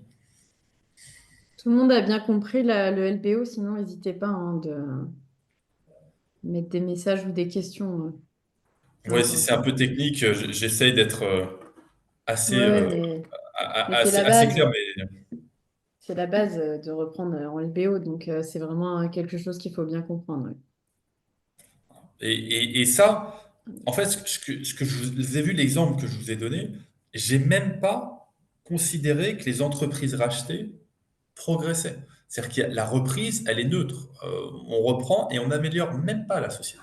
Hein, elle est peut-être Mm. sous-performante, mais on reste dans la sous-performance. Donc imaginez maintenant le LBO que je vous décris là, avec une société qui est bien reprise, qui est dopée, qui est animée, qui est mieux gérée, plus efficiente, plus de logiciels, etc., etc. En fait, l'effet de levier, il devient encore plus incroyable. Parce que si les 10 entreprises que j'ai rachetées, elles ne font pas chacune que 10, mais elles commencent à faire 12, à faire 13, à faire 14 de résultats, et bien là, vous multipliez par 10 en fait la croissance que vous allez réussir à faire. Vous voyez, même avec une croissance assez faible, hein, qui va être de 10 ou de 20%, de 10 ou de 10 ou 12%, eh ben, on arrive à avoir un effet de levier incroyable sur ce LBO et sur cette reprise. Donc, c'est vraiment des choses à mettre en place. C'est pas un bon investissement, c'est pas que bien identifier sa cible, mais c'est aussi bien structurer la manière de racheter cette cible pour pouvoir aller chercher un effet de levier important afin de maximiser l'effet de levier qu'on peut aller chercher. Donc, vous voyez, là, je décris les différents types de dettes. La dette senior, c'est la dette qui va être remboursée la toute première. La dette mezzanine, c'est celle qui est en milieu de rang. La dette junior, c'est celle qui est subordonnée, c'est celle qui va être plutôt celle des investisseurs. Et après, c'est les capitaux propres qui viennent de vos actionnaires ou du repreneur lui-même. Et d'ailleurs, très souvent, vos investisseurs pourront être les deux, hein. On peut tout à fait leur proposer un panachage, un petit peu d'actions, un petit peu d'obligations. Ils prennent un petit peu de risque, ils prennent un petit peu de sécurité, ça leur va très bien. Vous êtes très heureux d'avoir ça aussi. Ça ne vient pas vous pénaliser. Et en plus, ils ont, au-delà au-delà de l'argent, ils ont certainement des choses à vous apporter, du savoir-faire, des compétences, des réseaux pour votre réussite qui auront de la valeur. Euh, donc voilà, ça c'est l'effet de levier financier que j'évoquais ici. Le coût de la dette n'est pas très élevé. Je pense qu'on l'a évoqué déjà, je vais pouvoir le passer. Alors, là, je voulais évoquer avec vous les parties prenantes de votre levée de fonds. Si vous n'avez pas de questions, hein, si vous en avez, n'hésitez pas, bombardez-moi, hein, Moi, j'avais une question. J'avais une petite question. Du coup, on est d'accord qu'il n'y a pas forcément de taille minimum d'entreprise, on peut viser toutes les tailles d'entreprise. Celui qui a envie de racheter une entreprise à 500 000 euros et pas à 2 millions tout de suite, est-ce que c'est faisable? C'est la beauté du modèle qu'on évoque là, hein. C'est qu'en fait, on n'a pas besoin de gros capitaux propres pour pouvoir lever cet argent. C'est-à-dire que si on a un beau projet, une belle cible, même si elle est bien valorisée, il n'y a rien ne nous empêche de viser haut tout de suite. On n'est pas obligé de se contenter des quelques dizaines de milliers d'euros d'apport qu'on a ou centaines de milliers d'euros. Si on veut viser une boîte à plusieurs millions, on n'a pas besoin d'avoir plusieurs millions en cash sur son compte en banque pour pouvoir le faire tout de suite. Avec cette technique-là, cette technique financière, on peut viser des entreprises beaucoup plus grandes. Après, je suis sûr, Joël, que tu as dû évoquer des crédits vendeurs ou des choses comme ça pour encore plus aller doper la reprise. Donc, c'est parfaitement envisageable d'avoir une cible de grande taille pour pouvoir gagner du Après, temps, hein. c'était aussi dans le sens où il y a des personnes qui veulent commencer par une petite entreprise pour la première. Je dis petite, Alors, voilà, si on chacun. devrait commencer par grand ou par petit, non, non, si ce montage-là vous enthousiasme sur 100 000 euros, mettez 10 000 euros, allez, c'est ce que je disais tout à l'heure, et allez Voilà, chercher 90 en plus. Après, je ne sais pas ce qui est grand ou petite somme, c'est mais tout ça. est possible. On peut, ça marche aussi bien sur des petits que sur des gros, hein, le montage Voilà, financier. Après, c'était c'est ma c'est moins question. un zéro. On peut Parfait. partir sur toute taille.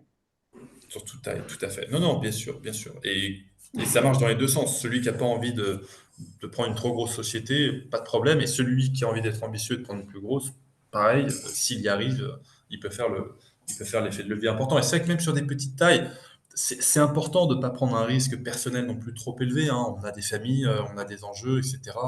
Il faut pas se mettre Mm, all-in sur les reprises qu'on mm, va faire quand il y a toutes ces parties prenantes qui vont pouvoir nous aider à faire le financement et qui seront ravis en plus, hein. Faut pas avoir honte de demander, faut pas avoir honte de solliciter parce qu'en fait, tout le monde a un petit peu d'épargne, toute personne qui a un salaire finalement a de l'épargne, hein, évidemment des entrepreneurs aussi, et ils seront contents de faire tourner cet argent, d'accompagner des projets. Ils savent le risque qu'ils prennent.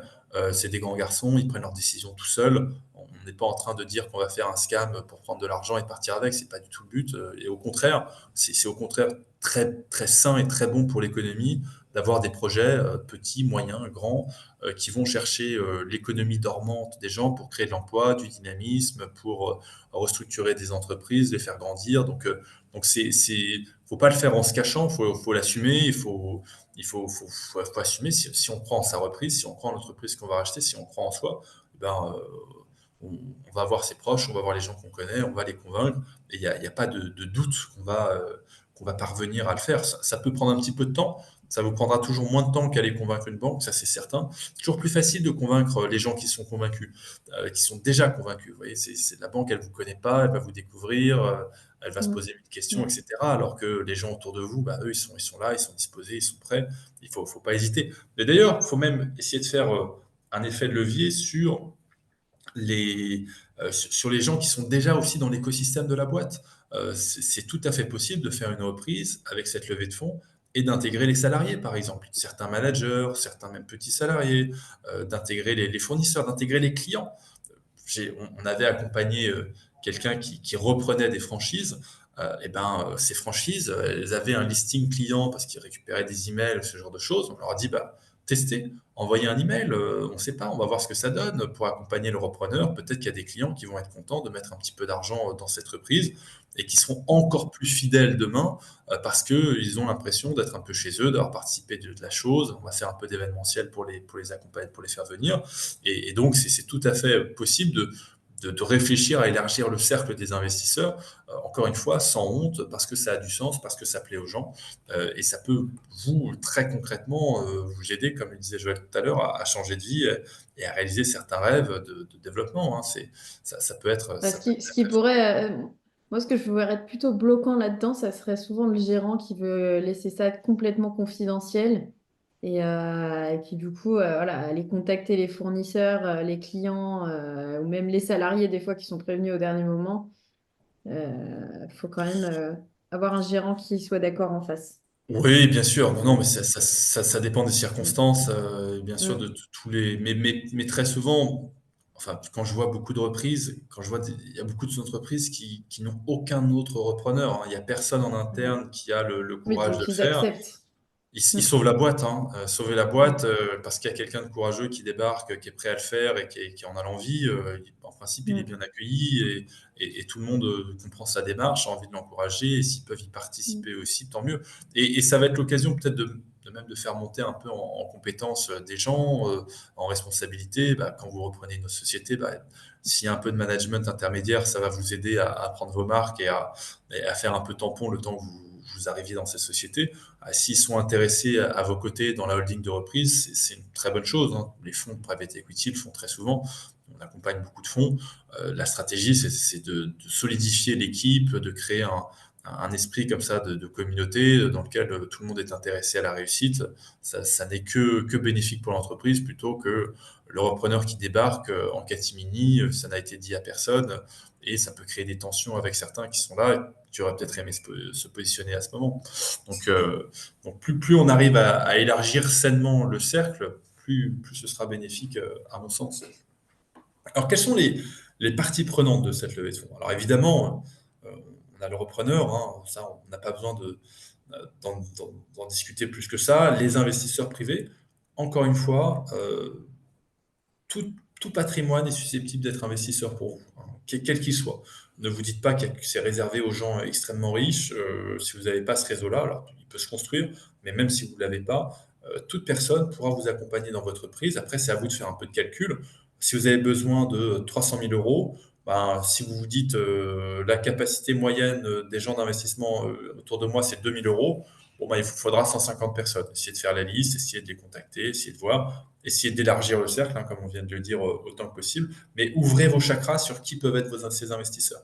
Et vous verrez que ça peut être vraiment beaucoup de gens. Alors, je ne vous dis même pas d'aller voir les fonds de private equity à Paris ou ailleurs, qui sont bien sûr des parties prenantes très fréquentes de ce genre de financement, mais sans aller sur des niveaux aussi complexes, professionnels de financement. Déjà, autour de soi, il y a beaucoup, beaucoup d'occasions. Nous, on a vu hein, sur des reprises, parfois des étudiants. Ça les amuse. Moi, les premières fois que j'ai commencé à investir sur des plateformes de crowdfunding, c'était quand j'étais étudiant chez mes parents. J'avais pas des grosses charges. Je gagnais quelques centaines, quelques milliers d'euros par mois. Bon, bah, ça me faisait plaisir de mettre 500 euros ici, 500 euros là. J'avais l'impression d'être un investisseur, d'apprendre, de m'éduquer. Ah, voilà, ça peut être cette logique-là que vous allez chercher auprès de votre cercle. Donc, il y a vraiment pas de contrainte. Alors, bien sûr, n'allez pas vous épuiser à lever 50 euros par 50 euros si vous avez besoin de lever plusieurs centaines de milliers d'euros. C'est pas le but. Il faut évidemment calibrer, qualifier ces investisseurs. On le verra d'ailleurs un petit peu après pour gagner du temps et pour faire quelque chose qui correspond voilà, à votre calendrier et à vos besoins. Il y a des intermédiaires qui vont intervenir, hein, évidemment. Vous aurez besoin d'un avocat pour structurer tout ça. C'est ce qu'on fait sur Overlord pour dire, bah voilà, est-ce que c'est de l'equity, est-ce que c'est de la dette, si c'est de la dette, quelle est sa maturité, comment est-ce qu'on la rembourse, est-ce qu'il y a des garanties, etc., etc. Vous aurez peut-être besoin d'un expert comptable pour vous aider sur les sujets de reprise, mais donc voilà, faut penser un petit peu à la structuration. L'intermédiaire, il est très utile aussi pour la réassurance. Hein. On n'est pas sur du scam, on n'est pas sur un truc qui est mal ficelé. Il y a des protections juridiques, c'est des contrats qui sont valides. Voilà, ça a été revu, ça a été bien fait. Si quelqu'un qui était salarié demain va devenir patron d'une entreprise, bon bah on peut douter, on peut mettre en cause sa crédibilité, ben, ces intermédiaires vont être là pour rassurer en disant, bah non, regarde, engagé un super avocat, j'ai de beaux outils, j'ai fait les choses bien, j'ai fait une formation avec Joël ou autre, et donc je suis crédible pour pouvoir faire ça, et ça va être des éléments de réassurance pour les investisseurs. Et bien sûr, si vous avez une communauté d'investisseurs, des outils digitaux vont être très, très utiles pour vous faire gagner du temps. Perdez pas de temps, voilà, à faire des calls individuels avec chacun, créer une data room, tout de suite elle est en ligne, elle est disponible, les gens peuvent se connecter. Après, vous pourrez répondre aux questions, vous aurez peut-être besoin d'un temps individuel avec chacun, mais si vous devez tout faire, décrire chaque document, etc. au téléphone, évidemment, c'est impossible. Et puis, comme je vous le disais, cette levée de fonds, vous allez l'inscrire dans votre ADN d'entrepreneur. C'est-à-dire que ces premières personnes que vous allez convaincre, chacune de ces personnes que vous allez convaincre va devenir un actif pour vous en tant qu'entrepreneur. C'est-à-dire que ça va vous aider dans cette première levée de fonds, puis dans une deuxième, puis dans une troisième, et la boule de neige va se mettre en place pour que vous puissiez grandir, avoir plus d'ambition, faire des reprises plus importantes, aller à l'étranger, développer des filiales, etc. Inscrivez-le dans votre ADN, et cette inscription dans votre ADN viendra par des outils digitaux qui vous permettront justement de créer un lien sur le long terme, de faire du reporting, de faire des assemblées générales digitalisées, de pouvoir communiquer de la data aux uns et aux autres, de pouvoir les solliciter le moment venu quand ils auront envie d'investir voilà, dans les prochains produits que vous avez envie de leur proposer. Donc, pensez au long terme avec les bons outils pour gagner du temps. Votre métier, c'est pas de créer des outils ou quoi que ce soit, c'est de faire de la reprise. Faites intervenir les intermédiaires qui vont être des chefs d'orchestre pour vous et qui vont permettre à vous de vous focus sur votre valeur ajoutée, et que tout le reste soit traité par d'autres personnes qui ont cette valeur ajoutée-là. Ne nous inventons pas avocats, experts comptables, développeurs informatiques ou quoi que ce soit. Si on est un Mais repreneur, surtout on est pas, un hein. repreneur. Surtout Exactement. pas. Il y a peut-être Alors, quelqu'un qui tond la pelouse derrière ou non? C'est chez toi qu'il y a du bruit. il Il y y a a un un bruit petit de peu de fond bruit là qu'on chez a. moi. Bah, enfin, je crois que tout le monde a le micro coupé. Mais Moi, j'entends pas de bruit de fond, mais c'est peut-être chez moi. Est-ce que les autres moi, dans le chat, vous pouvez nous dire s'il y a il y avait on entend quand même, hein, d'accord. Moi, il y a pas de bruit de C'est quoi la fond, en question? tout J'ai cas. pas non. entendu. C'est quoi la question? J'ai pas Il entendu. n'y avait pas un bruit de fond, il y avait un bruit derrière ou non, mais c'était juste, voilà, si, je sais pas ce que Ok. c'était. Ah bah si, Alors, là, il y a un bruit.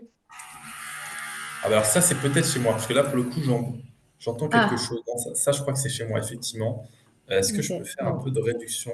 Attends, je vais voir si je peux faire de la réduction de bruit, parce qu'en principe, euh, Il y attendez. a quelqu'un qui perce un mur là, non? Ouais, mais c'est ça, il y a des travaux. Ah, Là, c'est mieux, non? Là, je t'ai mis dans le. ouais, on t'entend bien. Ouais, ouais, Très bien. parfait. Tu as bien fait de me le dire. Euh, parfait. Alors, je vois qu'il y avait des questions sur la loi Hamon. Alors, avant que j'enchaîne, euh, Ouais. je vais vous Bah, répondre. c'est Une parce fois que qu'on j'ai dit tout à l'heure par rapport à la loi Hamon que bah, enfin, qu'on on pouvait pas prévenir, on pouvait prévenir les salariés au dernier moment, mais en effet, on avait vu, on peut leur faire signer une lettre au dernier moment, c'est ça qui leur dit qu'ils renoncent à la reprise. Oui, oui, oui, c'est tout à fait possible. Et en plus, bon, après, s'il faut respecter, de toute façon, c'est une loi idiote qui sert à rien, comme malheureusement beaucoup de lois. Et c'est une pure formalité, quoi. Il y a vraiment pas Mm. d'autres, pas d'autres contraintes que ça sur ce sujet-là. On arrive quand même toujours à la contourner et pas avoir trop de problème. Voilà, exactement. Alors, les étapes de cette levée de fonds. Comment est-ce que, voilà, si vous êtes convaincu, vous dites, tiens, c'est vrai, j'ai pas envie de mettre tout mon argent, la banque est trop lente, etc. Qu'est-ce que je vais faire? Alors déjà, première étape, ça paraît assez simple, hein, vous allez voir que c'est assez évident, mais on va construire un business plan et des documents à destination des investisseurs. Il faut vraiment définir clairement quels sont ces objectifs, quel montant on veut lever et quelles vont être les modalités de cette opération. C'est-à-dire qu'on va se dire, voilà, est-ce que je veux de l'equity, est-ce que je veux de la dette, quelle maturité, etc. En fonction du business plan, je vais pouvoir calibrer mes remboursements, in fine, amortissables, etc. On définit, on se pose. Ça, c'est un travail, je dirais, solitaire dans sa tour d'ivoire pour préparer l'offensive. Une fois qu'on a préparé ça, on va réfléchir à ces investisseurs. En fait, on crée un produit qui est un produit juridique, qui est un produit, en fait, c'est un produit qu'on va vendre, euh, mais c'est un produit finalement comme un autre, qu'on va aller vendre à des investisseurs. Et donc, il faut avoir une réflexion de sales, il faut avoir une réflexion de vendeur. On se dit, tiens, j'ai un produit qui est de la dette, qui est de l'equity, qui a un sous-jacent immobilier, private equity, trade tech, etc., etc. Et une fois qu'on a pensé ce produit, dans l'étape 1, on va identifier sa cible. Qui sont les investisseurs susceptibles de venir chez moi? Si vous rachetez par exemple un haras parce que vous êtes passionné d'équitation, bah, c'est très facile d'identifier vos investisseurs. Vos investisseurs, ce sont des gens qui sont passionnés d'équitation, qui n'auront pas le courage, les compétences, les moyens de faire de la reprise tout seul, mais qui avec vous peut-être vont se dire tiens, génial, je participe d'une aventure, j'investis mon argent et puis en plus j'accompagne un projet qui me plaît bien, super. Si vous êtes dans une certaine région, peut-être que vos investisseurs sont aussi dans cette région. Ah bah oui, je connais la boulangerie, elle me plaît bien, elle est vachement sympa, il y a du dynamisme local, je fais mon anniversaire là-bas, etc., etc. Trop bien. Donc voilà, il faut vraiment se dire quel est mon produit et qui sont mes investisseurs et exclure tous ceux qui ne sont pas dans la cible des investisseurs. Si on a un sujet métallurgique à Lyon, ben, peut-être qu'un retraité de la Côte d'Azur s'y intéresse un peu moins. Vous voyez, alors, on a parfois des surprises, hein, de bonnes surprises, mais il faut se dire, voilà, qui est mon investisseur idéal? Quel est son âge? Quel est son sexe? Quelle est sa localisation? Quel est son métier? Quel est son historique? Quelles sont ses envies futures? Quel magazine est-ce qu'il lit? Quelle plateforme de réseau social il utilise, etc. Et comme ça, vous allez pouvoir le cibler précisément. Tiens, ben, je sais, je vais racheter une horlogerie. Boum, je sais que tous les lecteurs de tel magazine, ce sont des investisseurs potentiels pour moi. Tiens, je vais faire une mailing list, je vais les appeler, je vais leur envoyer un mail, je vais contacter un groupe Facebook ou quoi que ce soit. Boum, je vais les cibler. Et donc, on a, comme on le disait tout à l'heure, hein, on a une masse quasiment infinie de souscripteurs potentiels. Hein, ce sont toutes les personnes qui ont un salaire, toutes les personnes qui ont une épargne. Voilà.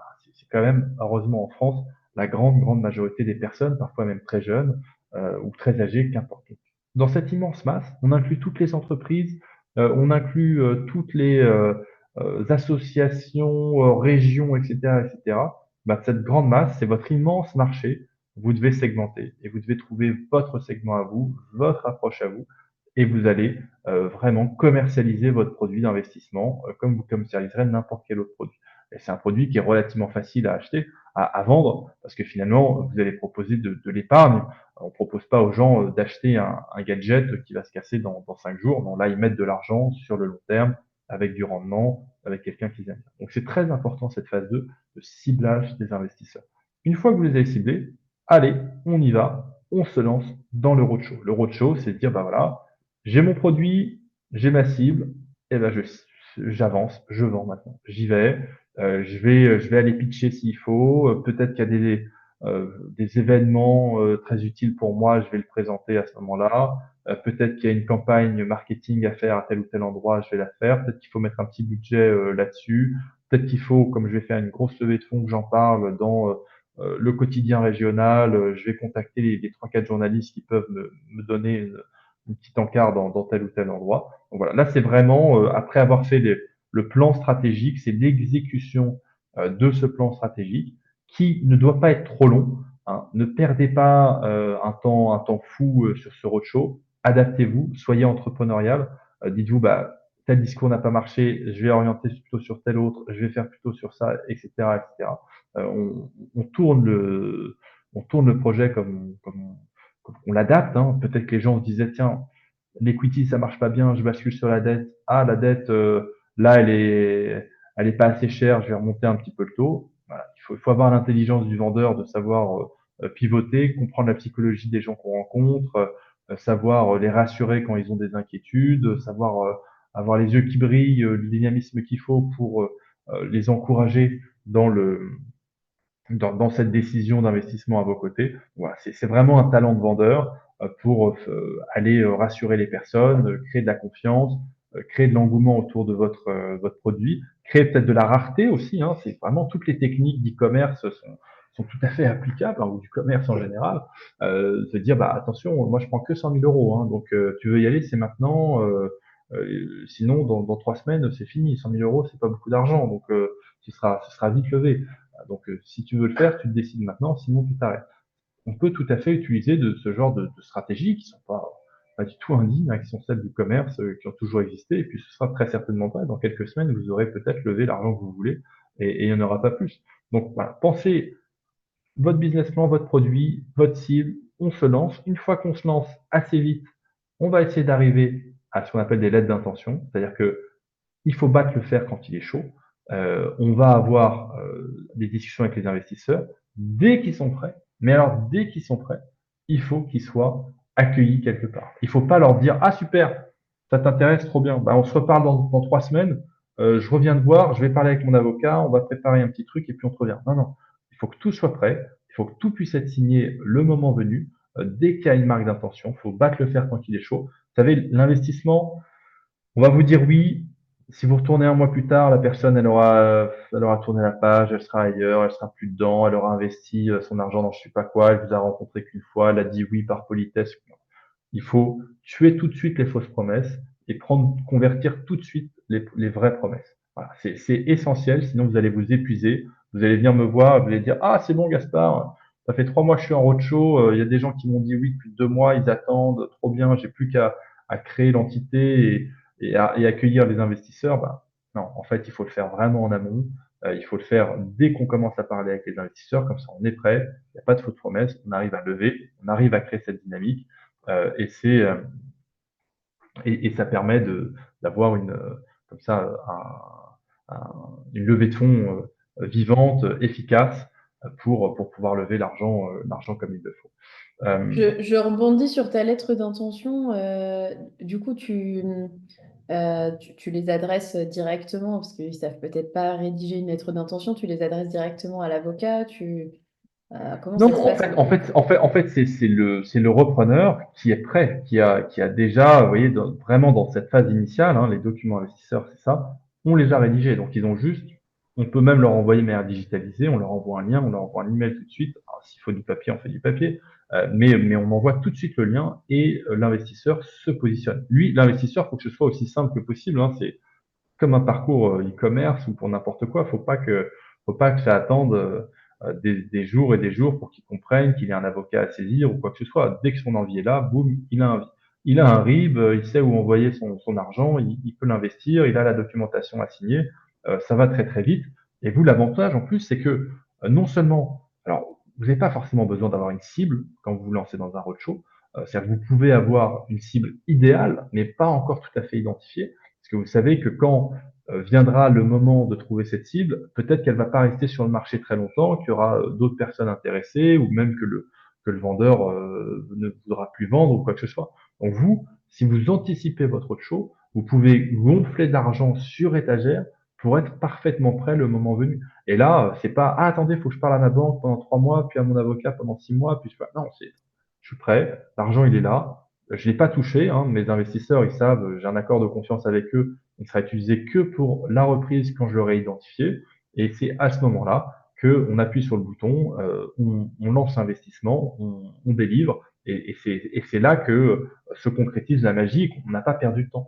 Vous voyez, si on veut faire les choses de manière trop les unes après les autres, on risque en fait de perdre des opportunités parce qu'on n'est pas prêt. Alors que là, on arrive, on a l'argent sur l'étagère, dans une tirelire, on n'a plus qu'à appuyer sur le bouton, les virements ont été faits, tout est bon, on réalise la session et on pourra avoir les meilleurs deals au meilleur prix, ceux qui vont partir trop vite du marché, pas ceux qui restent là pendant des années et que personne ne veut, parce qu'on sera parfaitement prêt pour pouvoir finaliser l'opération dès qu'elle sera présentée.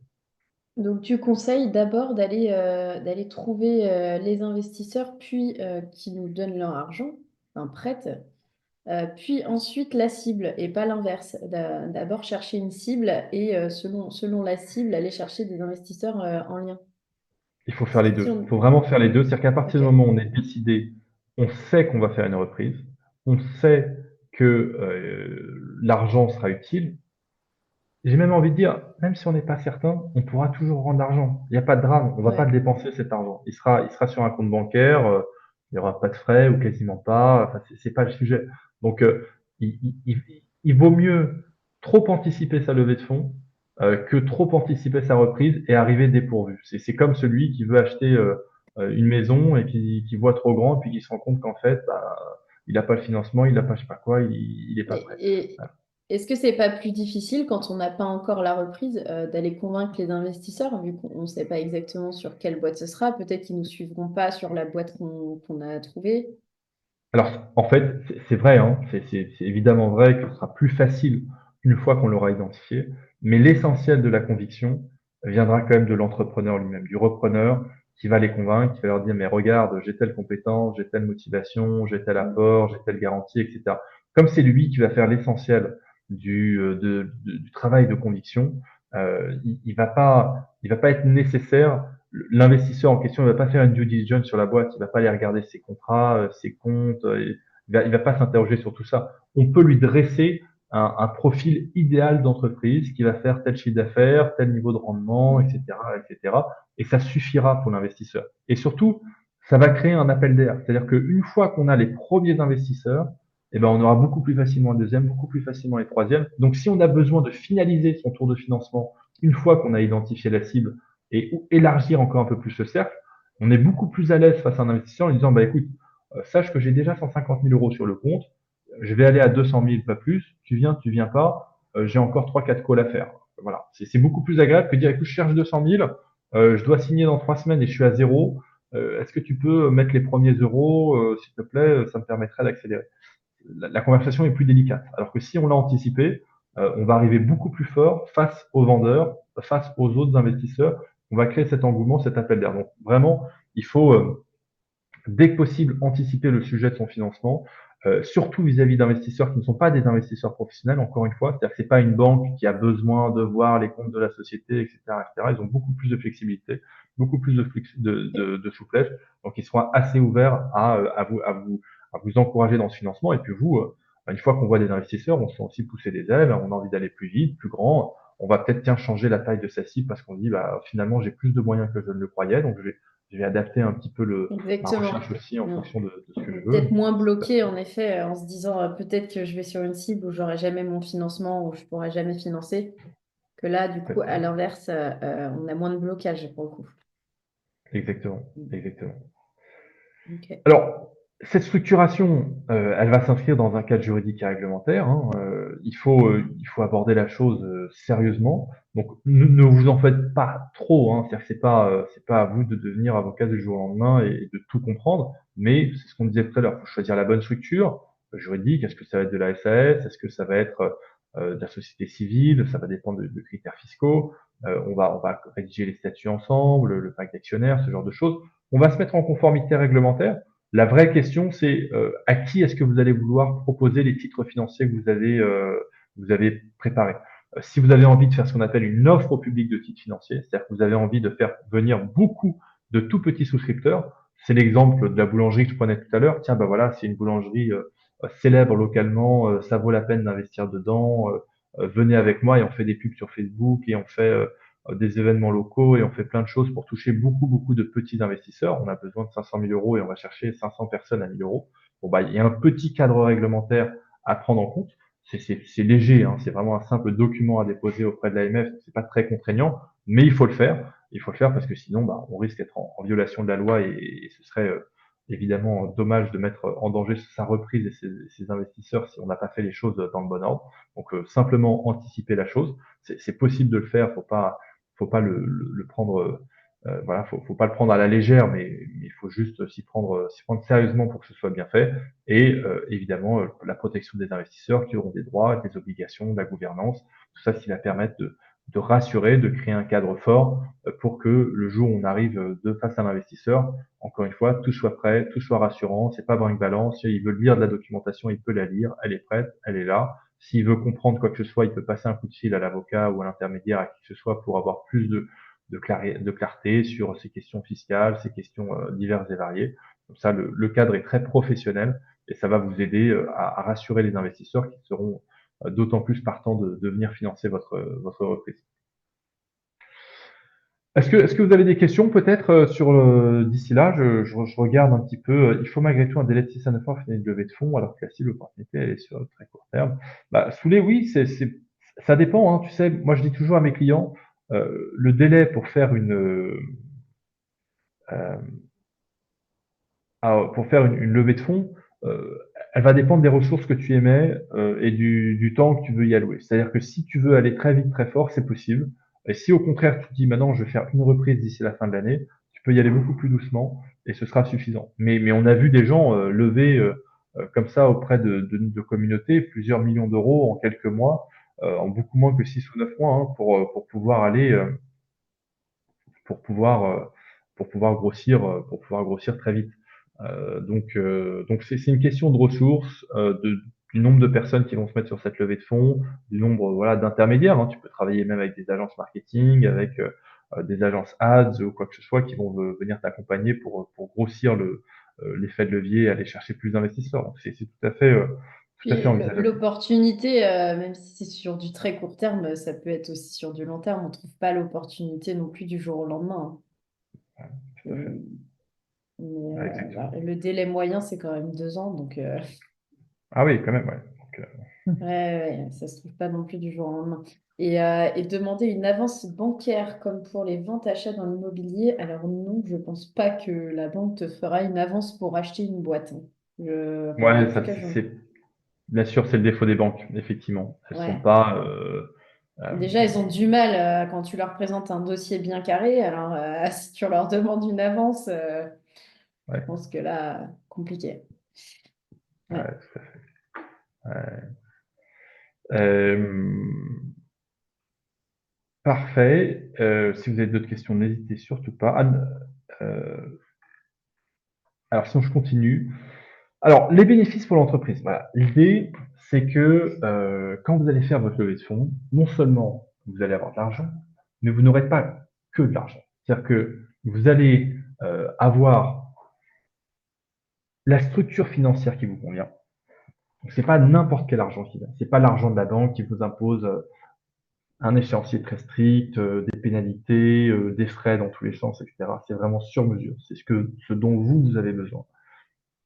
Mais c'est plus que de l'argent, parce que c'est aussi éventuellement des investisseurs stratégiques, par exemple. C'est des gens qui vont venir parce qu'ils ont un coup de cœur pour la boîte, parce que ils ont une expertise particulière à faire valoir, ils ont des réseaux, ils ont des ouvertures à l'international, une connaissance, une manière de faire des affaires en Espagne, en Italie, en Belgique, si vous avez envie d'aller dans ces pays-là avec votre entreprise. Donc ça va être l'occasion pour vous d'avoir des gens qui apportent ce qu'on appelle de la smart money. C'est pas que de la monnaie, c'est aussi smart, c'est-à-dire que ça a un vrai bénéfice sur le long terme, ça vient bonifier votre peut-être qu'ils ont une expertise sur la logistique et vous avez un sujet de logistique, peut-être qu'ils ont une expertise sur la dimension financière et ils vont pouvoir vous aider à avoir une meilleure structuration financière de la boîte ou RH ou quoi que ce soit, peut-être technologique, qu'importe. Il y a plein d'aspects, donc il y a plein d'investisseurs que vous allez pouvoir aller chercher comme ça auprès de vos investisseurs, auprès de votre communauté d'investisseurs. Ça va être cet effet de levier hein, qu'on évoquait tout à l'heure, c'est-à-dire très peu de capitaux propres pour maximiser votre rentabilité à vous, maximiser le nombre de reprises que vous allez pouvoir faire. Euh, Vous allez certainement aussi penser cette levée de fonds comme étant l'occasion d'un partenariat de croissance sur le long terme. C'est-à-dire qu'encore une fois, c'est une très mauvaise idée de faire une levée de fonds une fois et de s'arrêter à ce moment-là. L'idée, c'est vraiment sur le long terme d'avoir ce partenariat avec les investisseurs qui vous font confiance, qui vont mettre de l'argent, puis remettre de l'argent, récupérer. C'est des va-et-vient, hein, c'est naturel, mais si vous avez leur confiance et si vous arrivez à la construire sur le long terme avec du reporting, avec des garanties, avec de la transparence, avec tout, tout ce qui fait une relation saine entre un investisseur et son manager, alors vous allez vraiment avoir là une arme fatale dans votre entreprise. C'est-à-dire que demain, si vous lancez un prototype, si vous lancez quoi que ce soit de nouveau, si vous voulez prendre un risque, si vous voulez acheter l'immobilier, c'est quand même dommage. Il y a plein d'entreprises qui fonctionnent bien, mais qui ne possèdent pas leur immobilier. À toutes les boîtes, par définition, elles utilisent un local, elles utilisent peut-être un petit entrepôt, peut-être une petite usine ou quoi que ce soit. C'est une valeur financière qui est transférée à quelqu'un d'autre que de ne pas acheter cet immobilier. Donc c'est l'occasion, grâce à votre communauté, d'aller acquérir l'immobilier et donc d'améliorer la performance financière de votre entreprise. Vous voyez, c'est vraiment l'idée de construire ça sur le long terme afin que vous ayez un actif à très forte valeur ajoutée qui sera même valorisé euh, dans sa dimension extra-financière. C'est-à-dire que si demain vous voulez revendre votre entreprise, reprenons l'exemple de cette boulangerie parce que je la connais bien, eux, aujourd'hui, je crois qu'ils ont plus de 1000 personnes, ils sont à Bordeaux, et ils ont plus de 1000 personnes sur leur plateforme. 1000 personnes qui sont prêtes à financer ce que je vous dis là. L'ouverture d'une prochaine boulangerie demain du côté d'Arcachon, puis après l'achat des murs, puis après le développement de nouvelles machines ou quoi que ce soit. Il y a plein de sujets de financement dans une entreprise. Et ben eux, ces 1000 personnes qu'ils ont sur leur plateforme, et ben c'est une valeur énorme. C'est-à-dire que celui qui va vouloir reprendre l'entreprise, que ce soit un fonds de private equity, un repreneur, une boulangerie concurrente, ça a énormément de valeur. Imaginez un réseau de boulangeries à Lyon qui se projette et qui se dit tiens, bah, en fait, ouais, c'est sympa de racheter 3 boulangeries à Bordeaux, mais ce qui est vraiment sympa, c'est en plus de ça, je vais prendre les 1000 investisseurs. Et ces 1000 investisseurs, ça va devenir les miens et ils vont pouvoir me financer, moi, à Lyon aussi. Donc, vous allez créer un nouvel actif, un actif quasiment hors bilan, mais qui a énormément de valeur, et qui va pouvoir vous accompagner sur le long terme et apporter une vraie valeur ajoutée. Donc, ne vous dites pas que c'est juste 1 euro qui m'est donné aujourd'hui. En fait, cet euro, il est intelligent, et il va se multiplier, ne serait-ce qu'en valorisation de votre société, parce que vous avez cet actif dans dans le dans votre société, dans votre plateforme, et que vous allez comme ça pouvoir vraiment créer de la dynamique de long terme et avoir quelque chose qui se valorise encore mieux et qui va vous demander finalement assez peu de travail. L'un des exemples les plus marquants qu'on a chez nous, c'est une plateforme qu'on accompagne qui fait du mobilier. Il s'appelle Enki, je pourrais vous les montrer.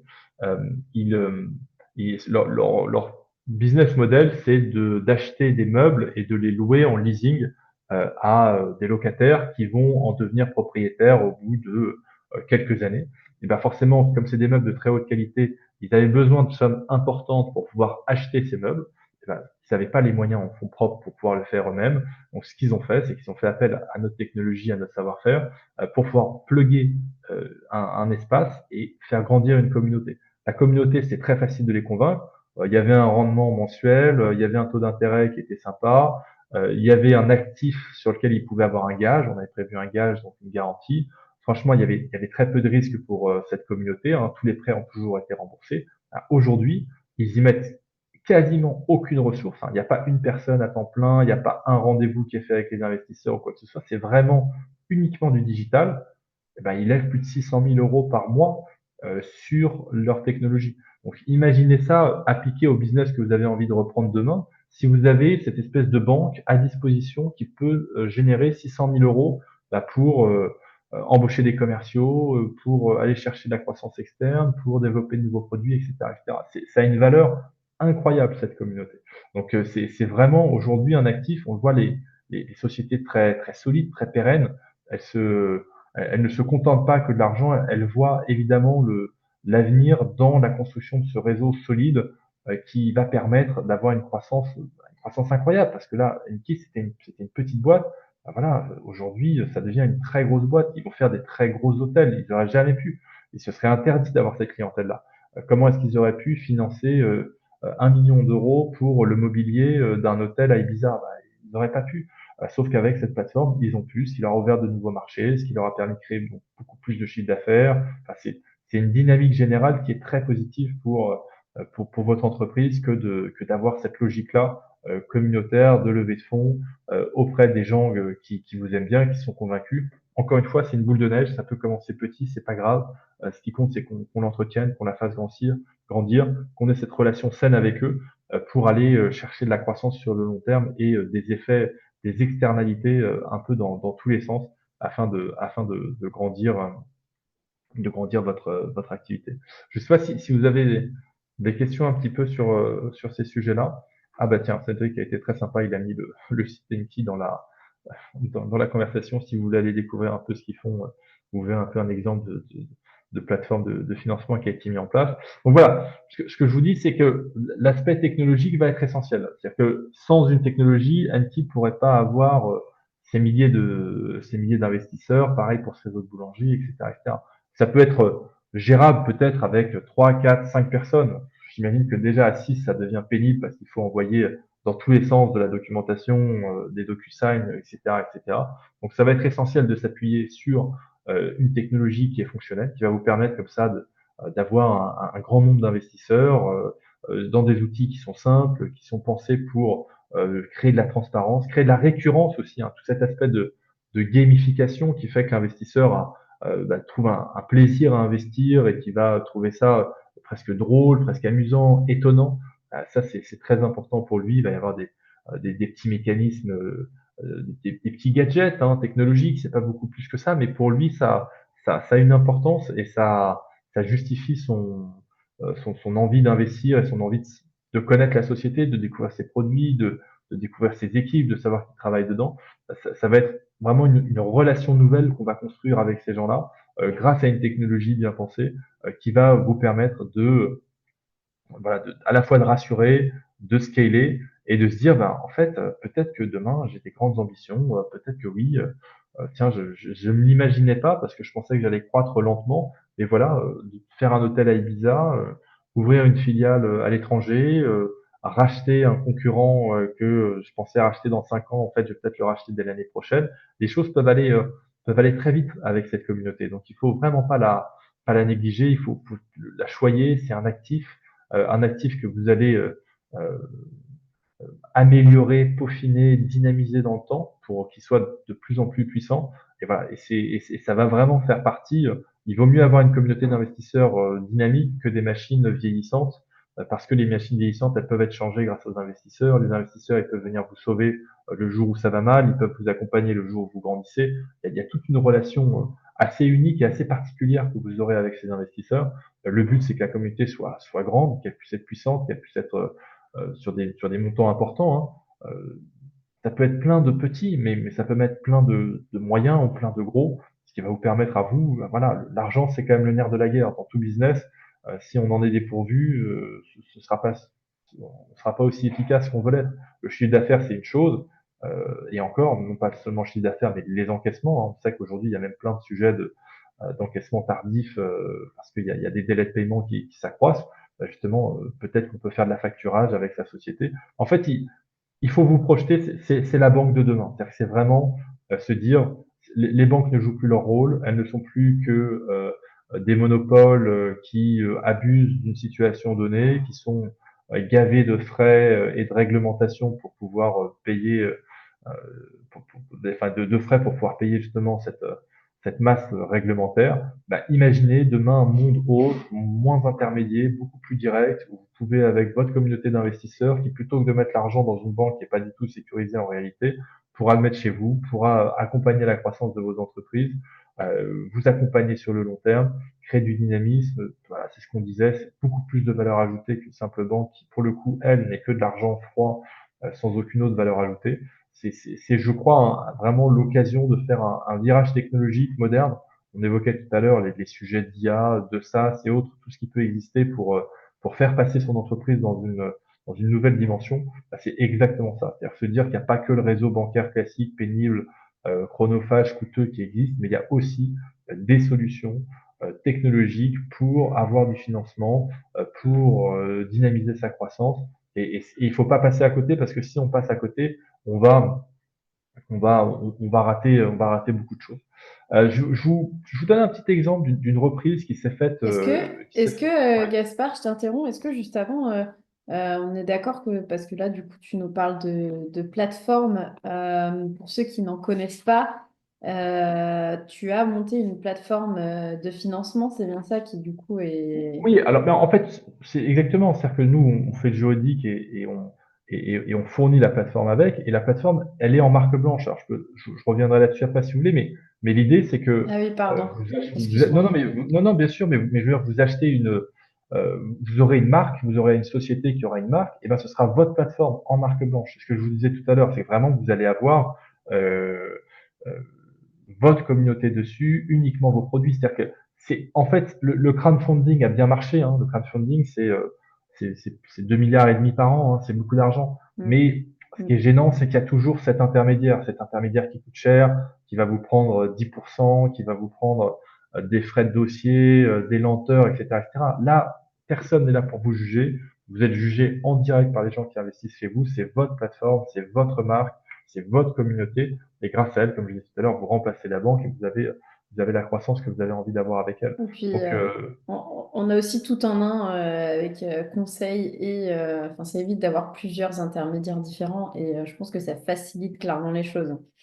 et c'est des plateformes qui nécessitent une vraie expertise juridique parce que justement, on va faire signer des Mm. documents aux personnes, on va leur demander un petit peu Ouais. de pièces d'identité, ils ont besoin de réassurance. C'est pas du tout voilà, on n'est pas sur des trucs en quelques boutons, un peu scam. On ne sait pas trop où on arrive. Là, c'est très rassurant, ça présente bien, c'est professionnel. Il y a un tampon derrière d'un avocat qui rassure les investisseurs, donc Ouais, c'est c'est ça. essentiel. Mm. Alors, voilà, très rapidement, hein, j'avais quelques exemples de sociétés qui étaient passées comme ça. Il y avait une société d'accessoires de produits électriques qui s'appelait SOS Accessoires, qui a été, alors qui s'appelait SDS VDLEC, qui a été repris par SOS Accessoires, pardon. Et et en fait, ils se sont positionnés sur un nouveau marché et ils l'ont fait comment? Ils l'ont fait grâce à une communauté, une levée de fonds communautaire. Donc ils sont allés voir des investisseurs et ils ont levé de l'argent auprès d'une grande communauté. Il y a plein d'autres exemples, hein. Le groupe Bertrand l'a beaucoup fait. Vous savez peut-être ce que c'est, le groupe Bertrand. C'est plein de marques assez connues, de Burger King à Pitaya, etc., Hippopotamus. C'est des gens qui sont toujours appuyés sur ce levier communautaire pour pouvoir développer leur franchise.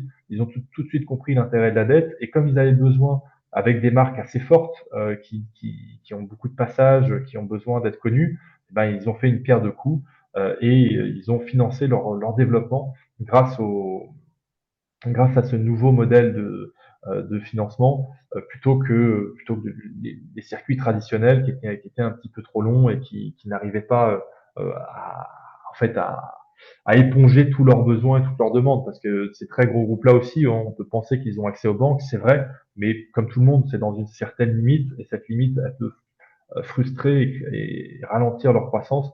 Donc l'idée d'avoir cette plateforme à disposition, c'est beaucoup plus fort et beaucoup plus efficient et véloce pour pouvoir avoir une croissance explosive et vraiment se dynamiser. Donc voilà, en termes de conclusion, il est déjà 48. Je sais qu'il nous reste une petite dizaine de minutes et je serais ravi de prendre vos questions à la fin si vous en avez. Mais je vais juste résumer ce qu'on s'est dit là. Les points clés à retenir, c'est que la levée de fonds s'oppose à la fois à votre financement bancaire et à vos fonds propres. Les fonds propres, il n'y a aucune honte à ça, c'est très bien, félicitations d'avoir gagné votre argent, mais ne prenez pas trop de risques. Le financement bancaire, c'est trop long, trop pénible. Donc, appuyez-vous sur cette alternative flexible qui est la levée de fonds. Structurez-la comme vous le souhaitez, en dette, en equity, etc. Tout est possible, hein. C'est ce qu'on disait, ça peut être de l'infiné, ça peut être de l'amortissable, ça peut être renégocié, il peut y avoir de nouveaux investisseurs. Il y a vraiment, on est un monde d'une bien plus grande flexibilité. Euh, on est dans un monde où c'est pas que de l'argent, hein. C'est de l'argent qui est intelligent, qui est un partenaire, qui va créer de la valeur sur le long terme, qui va être un actif pour vous. Avoir un prêt bancaire, c'est jamais un actif, hein. C'est toujours jamais qu'une dette et ça va venir diminuer la valeur de votre société. Avoir votre plateforme de financement, ça va augmenter la valeur de votre société. Donc c'est essentiel. Pensez à bien vous entourer parce que c'est des sujets, voilà, on fait appel quand même à l'épargne des gens qu'on aime parfois, des gens qu'on connaît ou même des gens qu'on connaît pas. Il faut pas prendre de risques juridiques inutiles. Il faut faire un cadre qui est rassurant, qui est sain, qui est bon et qui vous permettra de grandir comme vous le voulez. Donc, euh, donc voilà, j'étais ravi de pouvoir échanger avec vous.